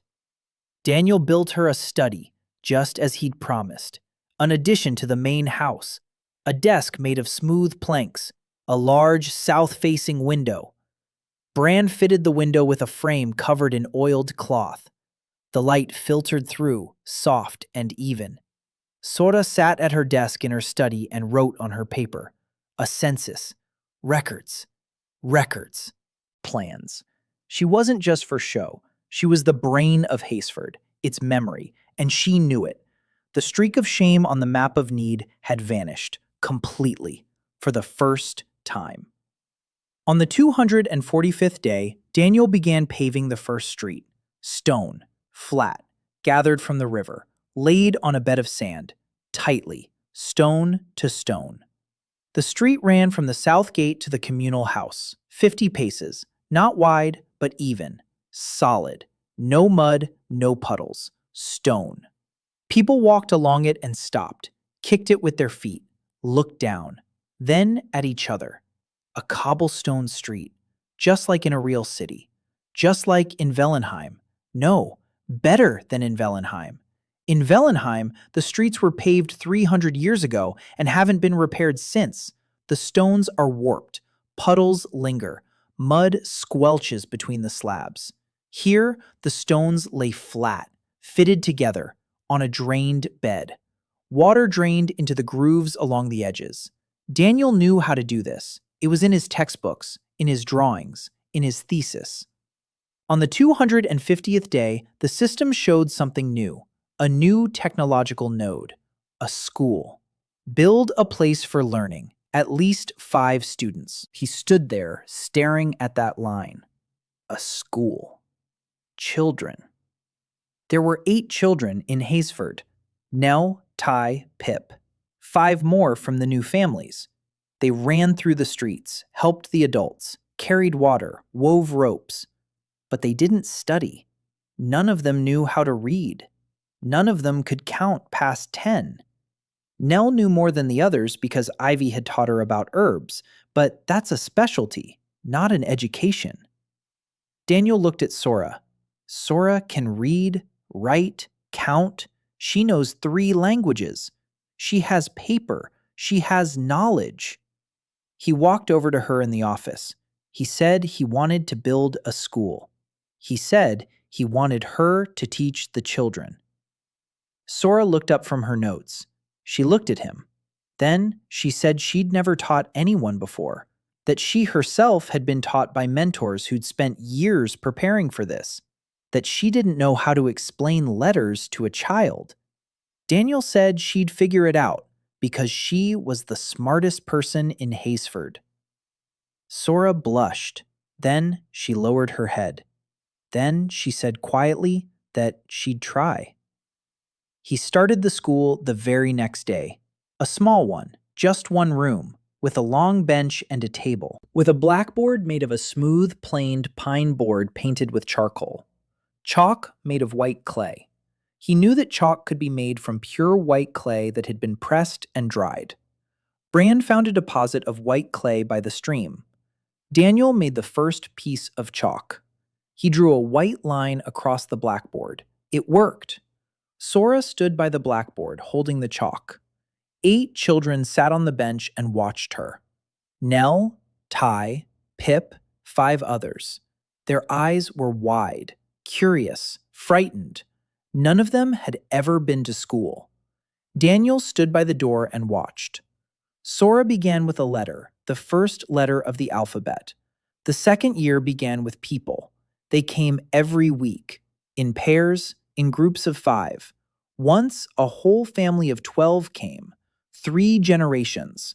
The grandfather, the children, the grandchildren.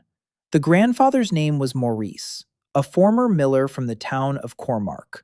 The guild had taken his mill away when he refused to pay a new tax. He'd been walking from the bridge for 4 days. He was carrying his youngest grandson on his back. He was 62 years old. Daniel watched him at the gate and saw the map of hardship.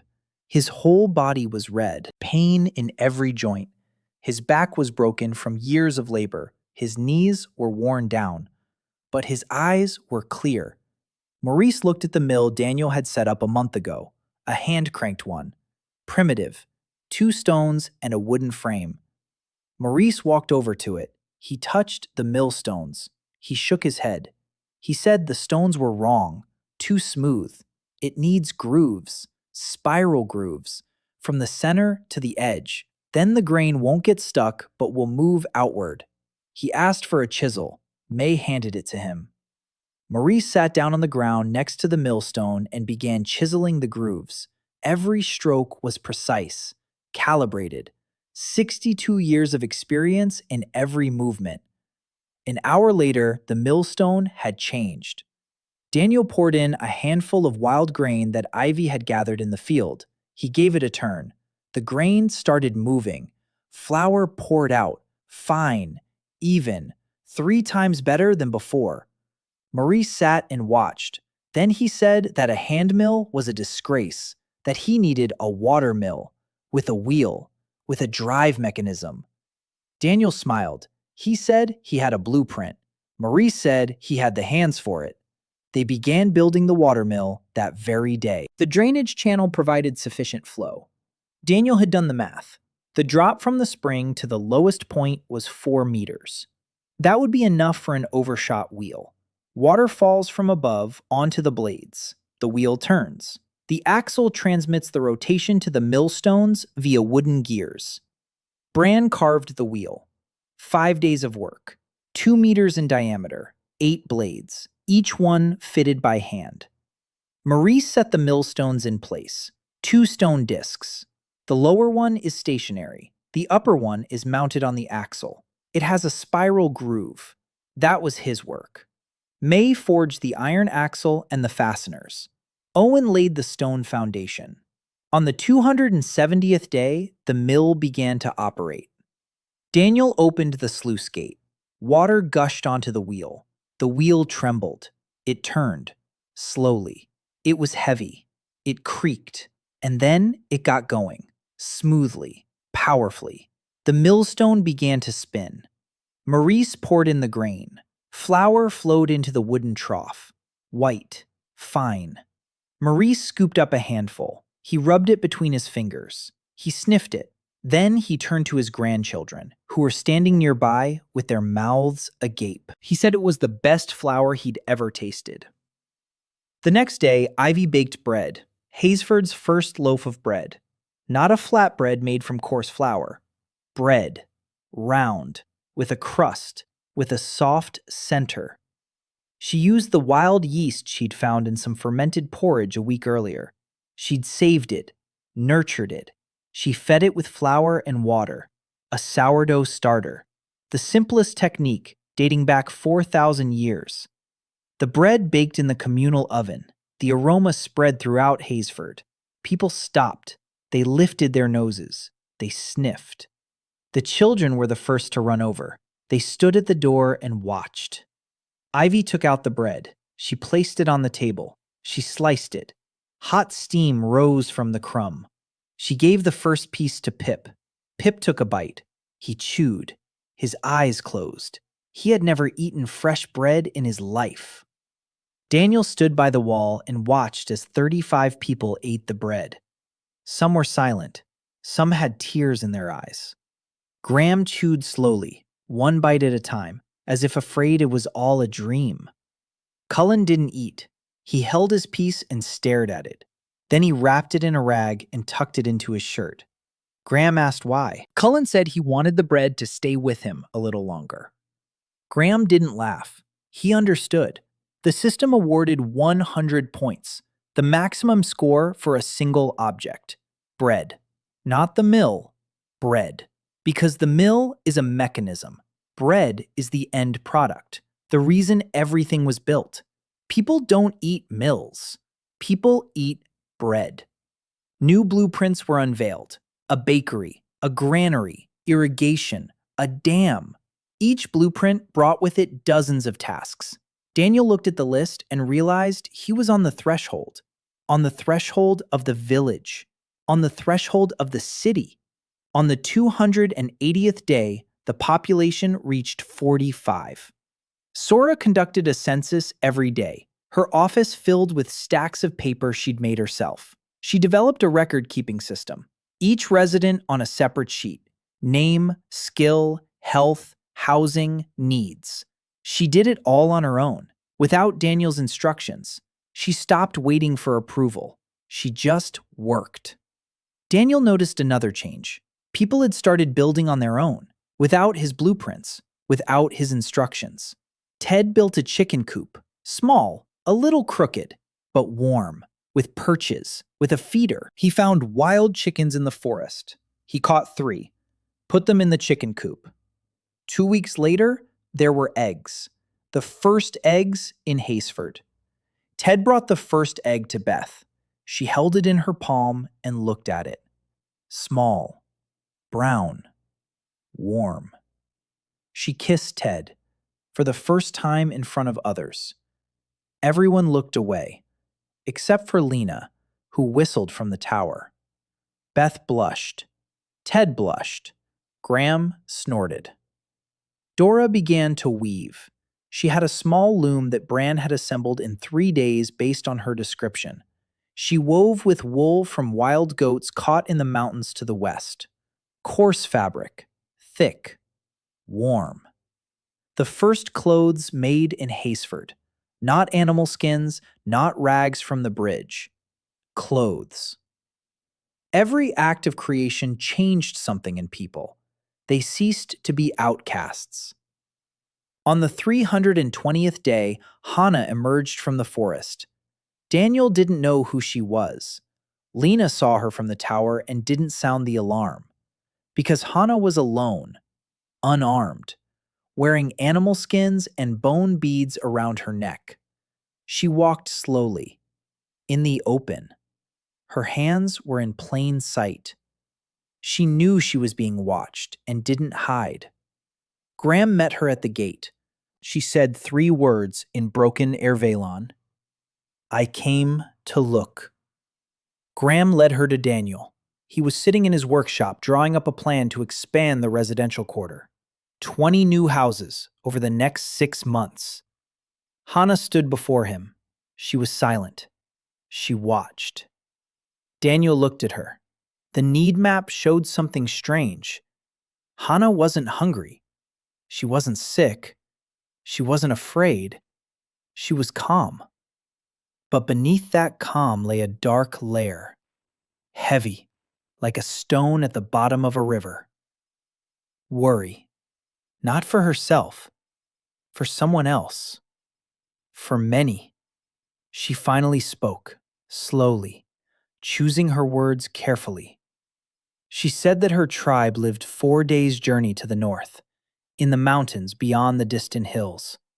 She said that the winters had grown colder, that their dugouts didn't keep the heat in, that the elders died every winter, that the children are sick. She said she was the chief's daughter, that her father had sent her to find out about the town across the river, to find out if what the traders from the forest say is true, if it's true that the walls here are warm in winter. Is it true that the water flows on its own? Daniel listened. Then he asked how many people were in her tribe. Hannah said 80. He asked how many children. She said 12. He asked how many elderly people hadn't survived the last winter. She fell silent. Then she said 4. Daniel stood up. He walked over to the wall where the blueprint for an underfloor heating system hung. The very first blueprint the system had given him on his first night. He took it down and placed it on the table in front of Hannah. He said he could send people to her tribe to teach them how to install these warm stoves, the very ones that heat the floor. He said he wasn't asking for anything in return. Hannah looked at him for a long time, a minute, 2. She understood Ervelian much better than she let on. He could see it in her eyes. She was reading every word, every inflection. She was looking for a catch. She didn't find one. She asked why. He said that in his city, children slept in the warmth, and he didn't like the idea that children somewhere were freezing if he could do something about it. Hannah was silent. Then she stood up. She bowed briefly. She left. She didn't leave. She stayed in Hasford. She sat by the fire in the evening. She was silent. She watched. In the morning, she stood by the mill and watched the wheel turn. In the afternoon, she sat by the school and listened as Sora taught the children the alphabet. In the evening, she helped Ivy dry herbs, silently, without being asked. She simply sat down next to her and began sorting through the bundles. Ivy glanced at her. Then she pushed a stack of unsorted herbs toward her. Hannah sorted them perfectly, flawlessly. She knew the plants, maybe even better than Ivy. A week later, Daniel sent May and 2 of Bran's students to Hannah's tribe. with tools, with blueprints, with a supply of nails. They were gone for 4 days. They returned after 8. May was furious. She said their dugouts were a crime, that the children were sleeping on the bare ground, that the wind whistled through the walls. She said they had installed 3 Ondal stoves in the 3 largest dugouts. She said that when the floor became warm, an old woman lay down on it and didn't get up for an hour. She just lay there on the warm floor and cried. May said this with anger, but her anger wasn't directed at the tribe. Her anger was directed at a world in which people freeze when the solution is so simple. Hana returned to her tribe a month later. She left early in the morning. She said goodbye only to Ivy and Daniel. To Daniel, she said one thing. Father will send a gift. And a request. The gift arrived 2 weeks later. 12 wild horses, brought by 4 young warriors from the tribe. Horses. Daniel stood at the gate and watched them. Horses. This changed everything. The sleds that people used to pull are now pulled by horses. The plow that Ted used to pull is now pulled by a horse. Speed, strength, distances that had once been impossible were now within reach. The request was simple. Hana wanted to stay in Hazeford, to study. Her father had asked that she be accepted as a student, not as a hostage, as a student. Daniel agreed. Hana arrived with a gift from her father, a bearskin, huge, soft. She laid it down at Daniel's doorstep. He said he didn't need gifts. She said it wasn't a gift. It was a sign of respect. In her culture, the pelt of the largest beast killed by the chief is given to someone the chief considers an equal. Daniel took the pelt. He laid it on the school floor. The children slept on it during their afternoon nap. Hana saw this. She didn't say anything, but that evening she sat by the fire next to Daniel, silently, without words. 2 people who understood each other without language. On the 350th day, the population reached 60. The system updated the status. City. Not a small one, a city. Daniel began planning the expansion. A new neighborhood to the north, new workshops, a second drainage system, extending the wall. He needed blueprints he didn't yet have. He sat down in his shelter that evening and closed his eyes.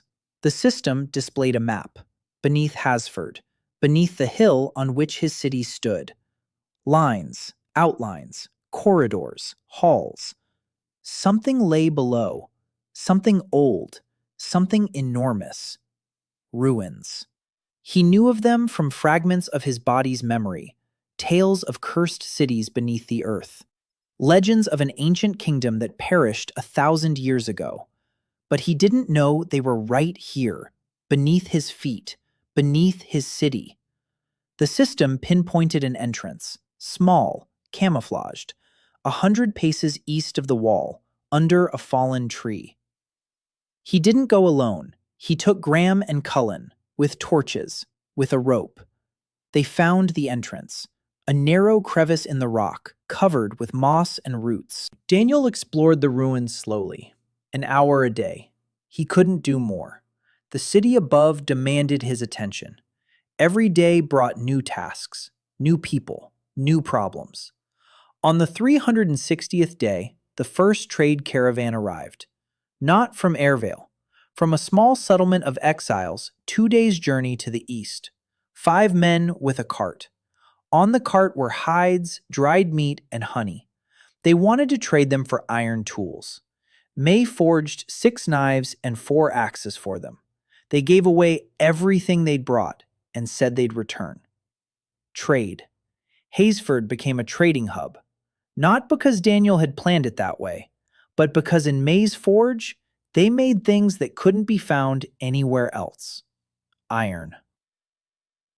In the wildlands beyond the Morn River, there were no blacksmiths. There was no metal. There was nothing but stone, wood, and hides. May was the only one. Her tools spread throughout the wildlands like ripples on water. Every knife bore a name: Haysford. On the 370th day, Sora reported, a population of 73, 22 residential buildings, 4 workshops, a mill, a bakery, a school for 14 students, a blacksmith shop, a weaving workshop, a pharmacy, a bathhouse, 2 wells, a drainage system, a wall with 5 towers, 3 paved streets. She read her report in an even voice, without emotion. Numbers. Facts. Then she looked up and added her own thoughts.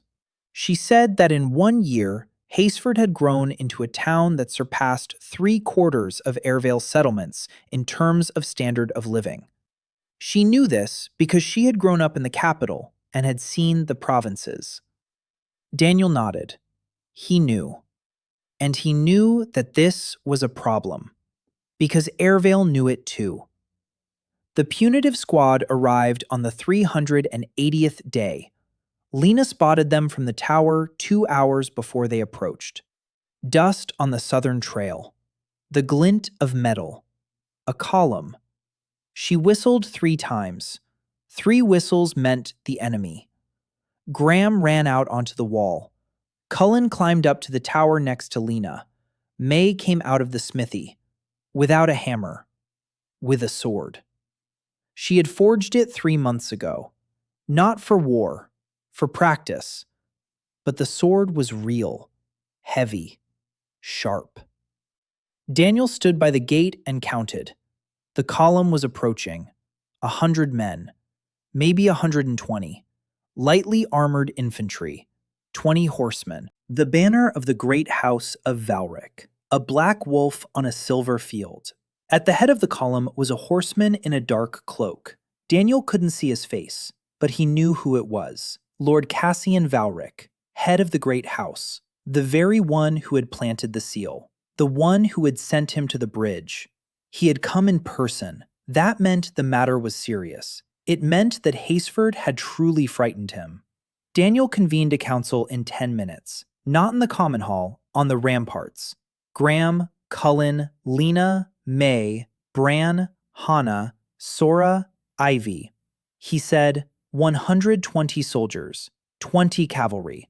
We have 73 men. Of those, 35 are capable of bearing arms. Of our weapons, 12 bows, 30 spears, 1 sword. The wall, 5 towers. The moat. Cullen said they wouldn't hold out against an assault, that Valric's soldiers are professionals, that they'll take the wall in an hour. Graham shook his head. He said the wall is strong, that the moat will slow them down, that the towers give the archers an advantage, that we can hold out longer. Lena said she'd take out 20 men before they reached the wall, 12 archers in 5 towers. Crossfire, a narrow approach. She'd calculated this a month before that day. She'd been preparing. Daniel listened. Then he spoke up. He said that Hasford wasn't a fortress. Haysford is a city, and the city itself is a defense. He pointed to the streets, narrow, winding, not because they were built crookedly, because the streets followed the terrain. A military formation is impossible. Cavalry is useless. Every intersection is a point where 3 defenders can stop 10.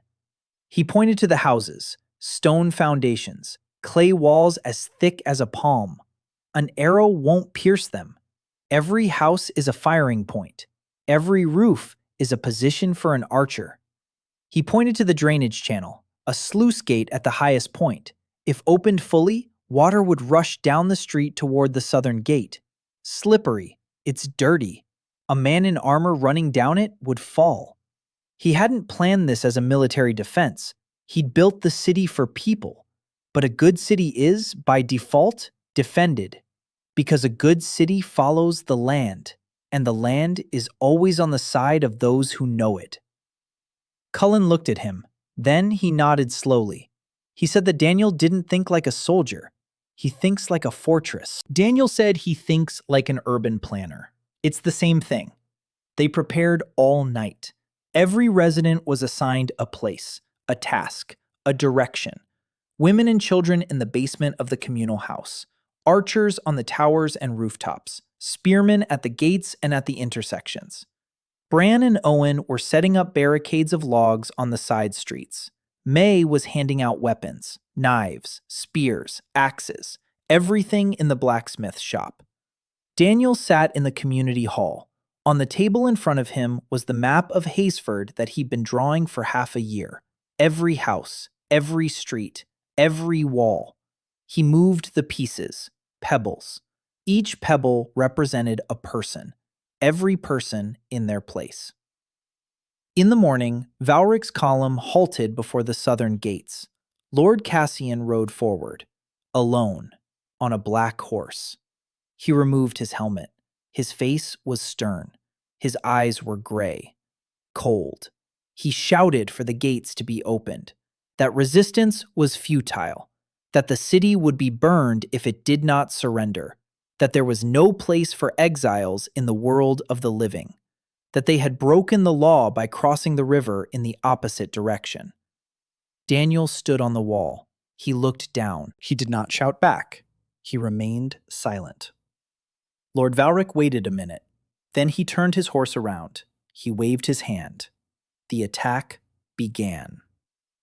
The first wave moved toward the moat, 50 men with ladders. Lena fired first. The arrow struck the ground at the feet of the first soldier. A warning. The soldier didn't stop. The second arrow struck his shield. The third hit the shoulder of the man next to him. 12 archers opened fire. Arrows flew from 5 towers, crossfire, just as Lena had calculated. The first wave didn't reach the moat. 12 wounded, 2 killed. The rest retreated. The second wave advanced 20 minutes later, with shields held overhead, a turtle formation. They reached the moat. They crossed over, wet, heavy. They began setting up ladders. Daniel gave the signal. Bran opened the drainage valve. Water gushed through the channel toward the south wall, not down the street, but through a special gutter that Daniel had installed along the inside of the wall last week. The water flowed through openings in the wall and out onto the heads of those setting up the ladders, cold and powerful, though not lethal. But the ladders were slippery. Their hands were freezing. Their armor grew heavier with water. The third wave didn't come. Valric regrouped. He attacked from the flank, the western gate, which was less fortified. Cullen was waiting for them there with 10 spearmen. The street beyond the gate was narrow, 2 men abreast. Formation was impossible. Cullen held the gate for 2 hours. Daniel moved pieces around on the map. He redeployed troops. He closed the gaps. May stood on the southern wall with her sword and didn't let a single soldier climb over the palisade. She was terrifying. A hammer in one hand, a sword in the other. No one wanted to be the first to face her on the wall. By evening, the attack had stalled. Valric lost 30 men wounded and 7 killed. Haysford lost 4 wounded, not a single casualty. Ivy worked in the basement of the communal house. She bandaged and stitched wounds. Nell helped. The 13-year-old girl held the instruments and didn't flinch. The night passed in silence. In the morning, Valric did not attack. His camp stood half a league from the wall. Smoke from campfires. Silence. Daniel waited. On the third day, Lord Cassian Valric climbed the hill east of Haysford, alone, without a horse, in a dirty cloak. He stood and looked down, at the city. Daniel saw him from the tower. He climbed down from the wall, went out through the eastern gate, walked up the path, unarmed. Graham followed him. Daniel turned around. He shook his head. Graham stopped. He clenched his fists, but he stayed put. Daniel climbed the hill. He stood next to Valric. After Valric's retreat, everything changed. Rumors of a city that had stood its ground against the great house spread along both banks of the Mourne River. In Airwale, people whispered about it in the markets and taverns. There's a city across the river. An exile built it. 100 soldiers couldn't take it. There's hot water and bread there, and children go to school. People set out down the river, not in pairs or fives, in dozens. Exiles who had previously hidden in the woods, one by one, now walked along the trail marked with a white rag toward Haysford. Artisans from Airway who had nothing to lose crossed the river at night. Entire families.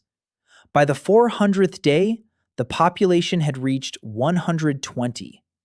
Sora couldn't keep up with the census. She trained 2 assistants, girls from among the newcomers, who were literate. The 3 of them sat in the office and wrote. 3 desks, 3 windows facing south. Daniel had expanded the office at Sora's request. She no longer asked. She stated what was needed and expected it to be done. She became the treasurer, not by appointment, but de facto. Without her, Hasford would have been engulfed in chaos within a week. The city grew and changed every day. A new neighborhood on the northern slope, 20 houses based on Bran's standard design.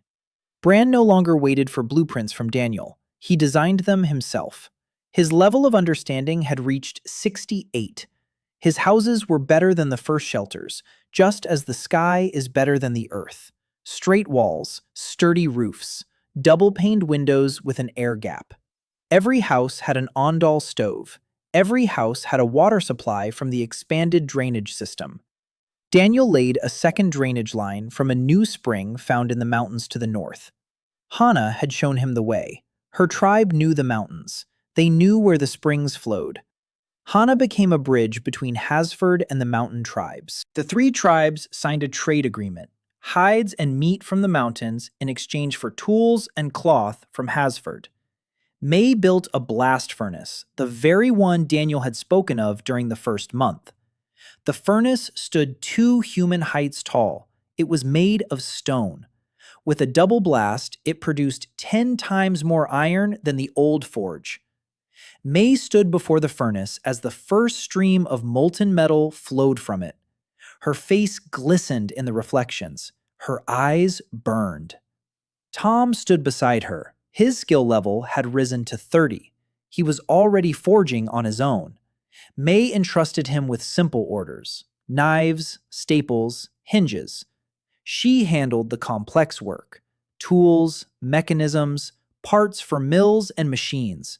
She didn't talk about it, but Daniel had seen the map of need. The gray streak of uncertainty that had lived within her from day one had vanished completely. May knew she was a master, not because she'd been told so, because the result stood before her, in iron and fire. On the 420th day, what Daniel had been waiting for and fearing happened. A man he knew came up the trail from the river, not from a physical memory, from history. His cousin, the very one, the one who planted the seal. The one who stood at the trial with feigned sorrow on his face, the one who sent him to the bridge. His name was Reynard Hayes. He came alone, without an entourage, without servants, without a horse, in tattered clothes, dirty, thin. His face was gray, his eyes were empty. Graham recognized him first. He stood in his way, hand on his knife, face like stone. Graham remembered the story. Everyone remembered. Everyone knew who had planted the seal, who had destroyed Daniel's life in Airvale. Cullen stepped out onto the wall. Lena drew her bow, without aiming. She just drew it back. Daniel stepped out to the gate. He looked at Reynard. The map of need revealed a picture he hadn't expected. His entire body was gray, not from illness, from emptiness. A man who had lost everything. House Hayes had fallen, Reynard told him, quietly, without emotion, in the voice of a man who had run out of tears. The great house of Valric had absorbed the lesser houses following the failure of the punitive expedition. Valric had sought out the guilty parties. He found those who had created the problem. House Hayes was the house that had set Daniel up, thereby sending him across the river and creating an enemy that Valric could not destroy. Reynard had lost everything. His lands, his title, his estate, Daniel's mother. His body remembered his mother. Daniel asked. Reynard said she was alive, in a monastery, safe. As safe as a monastery could be in Airwale. Reynard stood before Daniel and waited. Waited for a blow. Waited for banishment. Waiting for revenge. Daniel looked at him. He felt no hatred. His body remembered the pain and the betrayal, but he wasn't the man who had been betrayed. He was Daniel Hayes of Portland, and Daniel Hayes didn't know how to take revenge. He knew how to build. He said one word. Shovel. Graham turned to him, his face contorted. He said Daniel had gone mad, that this man was a traitor, that he deserved a noose, not a shovel. Daniel said there were no nooses in Haysford. There were shovels. Graham spat. He walked away. Cullen shook his head. Lena lowered her bow. Ivy stood by the pharmacy door and watched. She didn't say anything, but Daniel saw a question in her eyes. Not condemnation, a question. He would answer it later. Reynard picked up the shovel. His hands were shaking. He had never held a shovel in his life. He was a nobleman, an heir, a master. Now he stood in the mud with a shovel in his trembling hands. He'd been put to work digging a ditch for the new drainage system. Hard labor, for the strongest. Reynard wasn't strong. He was broken. But he dug. Slowly, crookedly, falling from exhaustion, getting back up, digging again. No one spoke to him. For 2 weeks. He ate alone, slept alone, worked alongside people who didn't notice him. After 2 weeks, Ted made room at the communal table and nodded toward the seat next to him. Reynard sat down, silently. Beth poured him some soup. A month later, Sora approached Reynard. She knew his family. The Valmonts and the Hayes were politically connected. She said she needed an assistant to help with teaching at the school, that there were already 20 children and she couldn't manage on her own, that Reynard had studied under the best mentors, just like she had. Reynard looked up. He looked at her, then at Daniel, who was standing by the door. Daniel nodded. Reynard stood up. He walked toward the school. Daniel stood there, watching him go. Graham approached. He stood beside him. He was silent. Then he said that he still believed Reynard deserved the noose. But he added that a shovel was a punishment too. Maybe even worse. Daniel didn't answer. He was thinking about something else. About the ruins. About what he'd found at the latest excavation. Deep within the underground city, in the farthest hall, stood a stone. A stele, with an inscription. He'd been deciphering it for weeks. The language was ancient Ervilian. Sora helped with the translation. The text told a story. The story of 7 architects. They built cities across the entire continent. 7 cities, 7 masters, each with their own system. Each for the people. They built a civilization, a great one, a rich one, a free one. And then the civilization began to rot. Not because of war, because of the same thing that had caused Airwale to rot. Purity of blood, closed guilds, a craft that had become stagnant, fear of change. One by one, the cities shut down. The masters stopped teaching. Knowledge ceased to be passed down. The systems fell silent because the architects were no longer building for the people, but for themselves, for glory. On the 540th day, Daniel stood at the window of his house and looked out at Haysford. 3 years. He had spent 3 years in this world. The town below his window bore no resemblance to that camp of 6 dugouts where it all began. The population was 8,300. Sora counted them every month. 8,300 people. Paved streets radiated out from the central square. The drainage system had grown into a network of canals encompassing the entire city. 3 mills operated on the river. The blacksmith district consisted of 12 forges, where May oversaw 40 craftsmen.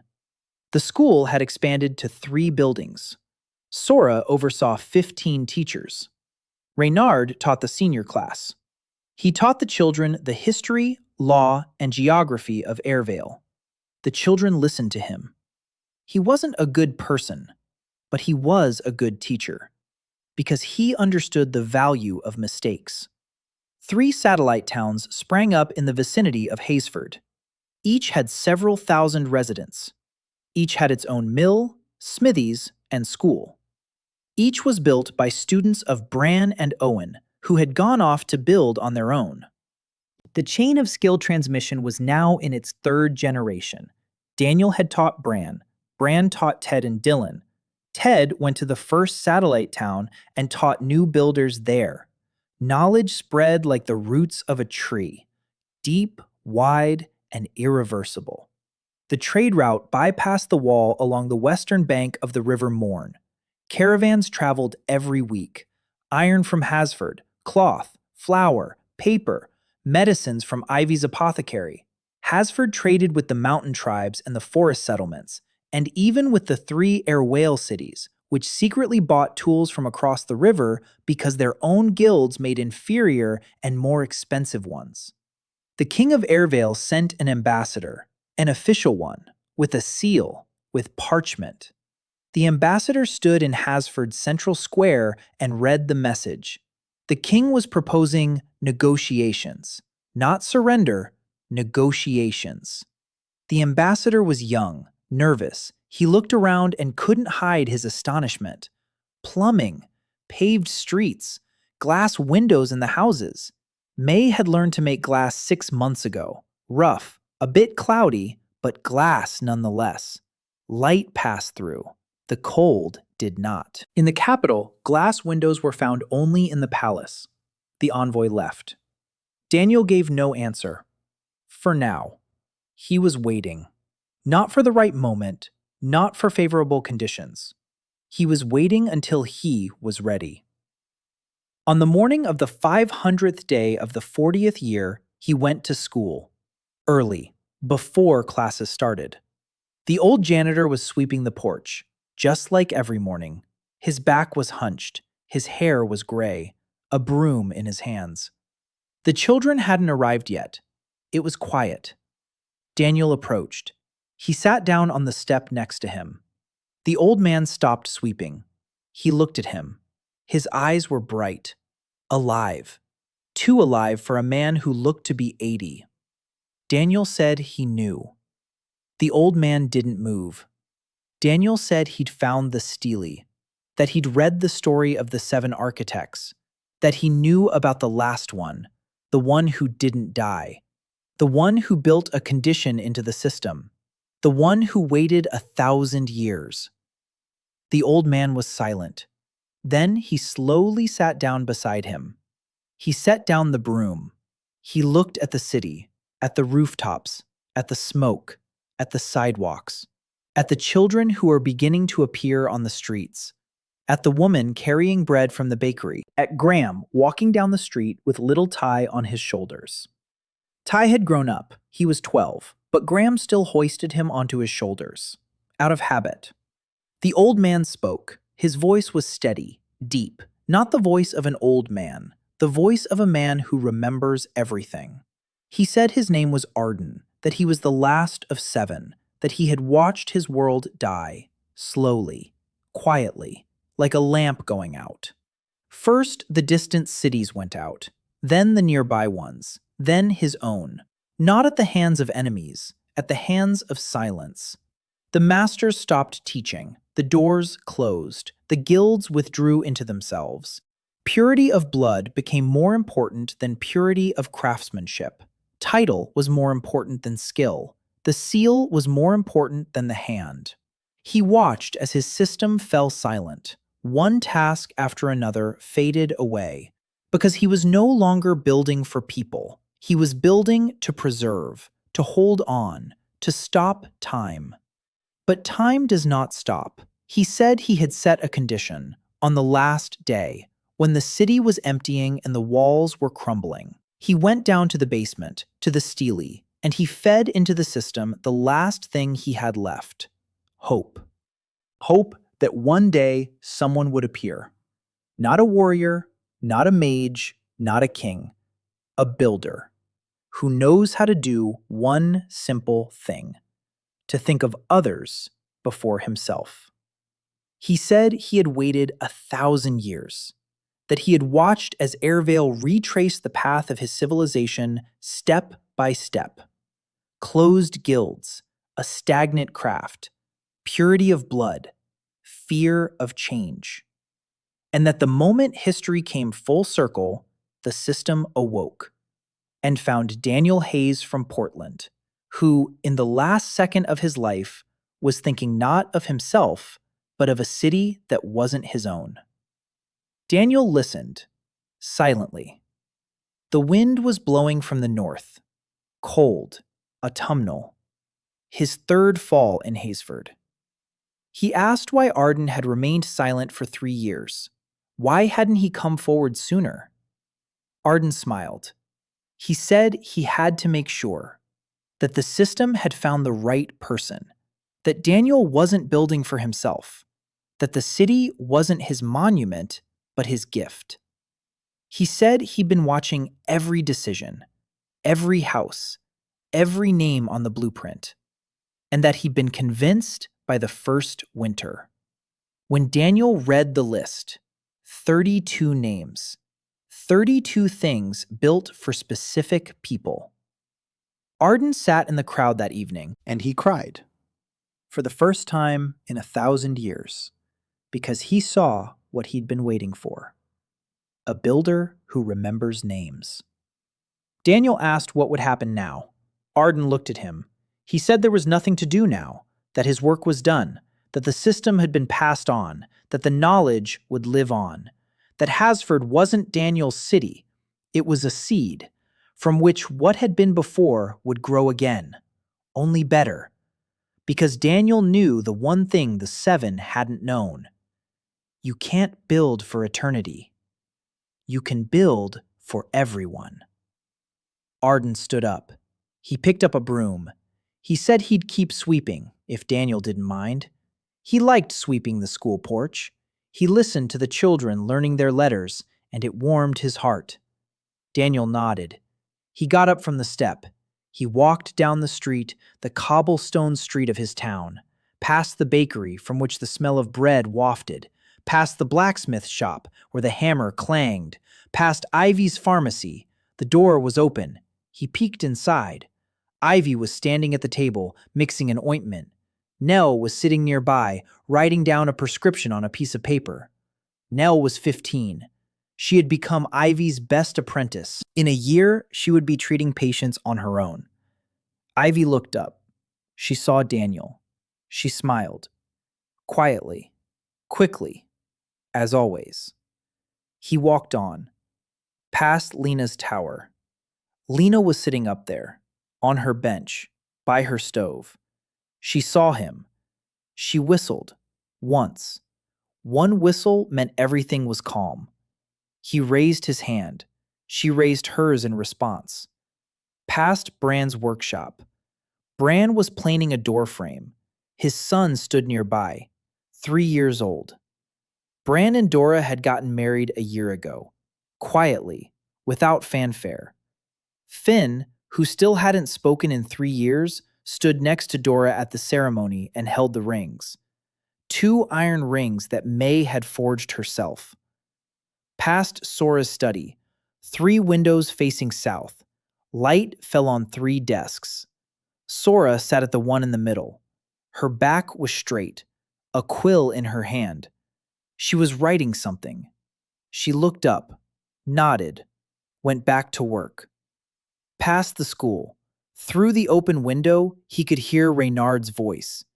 Reynard was telling the children about the Morn River, about what lay on the other side, about why people come here.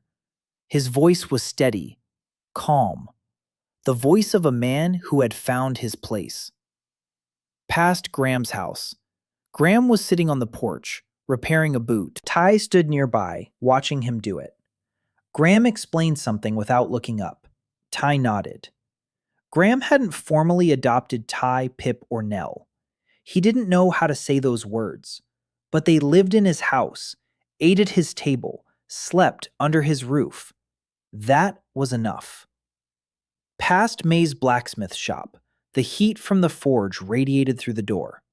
May stood at the anvil, hammer in hand. Sparks flew. Tom was working nearby. He had reached level 50. He was forging on his own. May looked at Daniel through the door. He showed her the blueprint he'd brought, a new one, from the ruins, a steel alloy, 1,000-year-old recipe. May wiped her hands. She took the blueprint. She looked at it. Her eyes lit up. She said she'd do it. He said he knew, that he wouldn't trust anyone else with it. She snorted, but he saw it. She was smiling. Hana stood by the gate. She often stood by the gate. She looked at the forest, at the mountains beyond the forest, where her tribe used to live. The tribe that now lived in warm houses with Ondal stoves, that traded with Haysford, that no longer lost its elders every winter. She turned when he approached. She looked at him silently. He stood beside her. They stood there looking at the forest, at the mountains, at the sky darkening as evening fell. Hana said quietly that her father wanted to come, to see the city. Daniel said he'd be happy to have him. Hana nodded. They were silent. Two people who didn't need words. Emma was the last to find him. She was 20. She had grown up. From the lively, chatty little girl who had led her two brothers by the hand 3 years ago, she had become a tall, confident young woman. She was in charge of the schoolyard. 30 children, the schedule, games, lunches, quiet time. She handled it just as naturally as Sora kept her records, as naturally as breathing. She ran up to him. She said that Pip had written his first essay, a whole page, about how he came to Hasford, about how Ivy nursed him back to health, about how Graham gave him a spoonful of soup. She held the page in her hands and beamed. Daniel took the page. He read it. Crooked letters, mistakes in every word, a smudge in the middle. And the last sentence? Haysford is the place where they gave me a bed by a warm wall because I was freezing. Daniel stood on the cobblestone street of his town, holding the page written by the boy he had saved 3 years ago. The boy remembered the bed. He remembered that it was by a warm wall. He remembered why. Because he was freezing. Daniel had built that bed himself. He'd moved it up against the wall where the chimney of the wood-burning stove ran. The wall stayed warm all night. The little, freezing boy slept by the warm wall and, for the first time in his life, didn't wake up from the cold. He remembered that. He wrote about it. It was more important than all the walls and mills and forges and drainage channels and glass windows.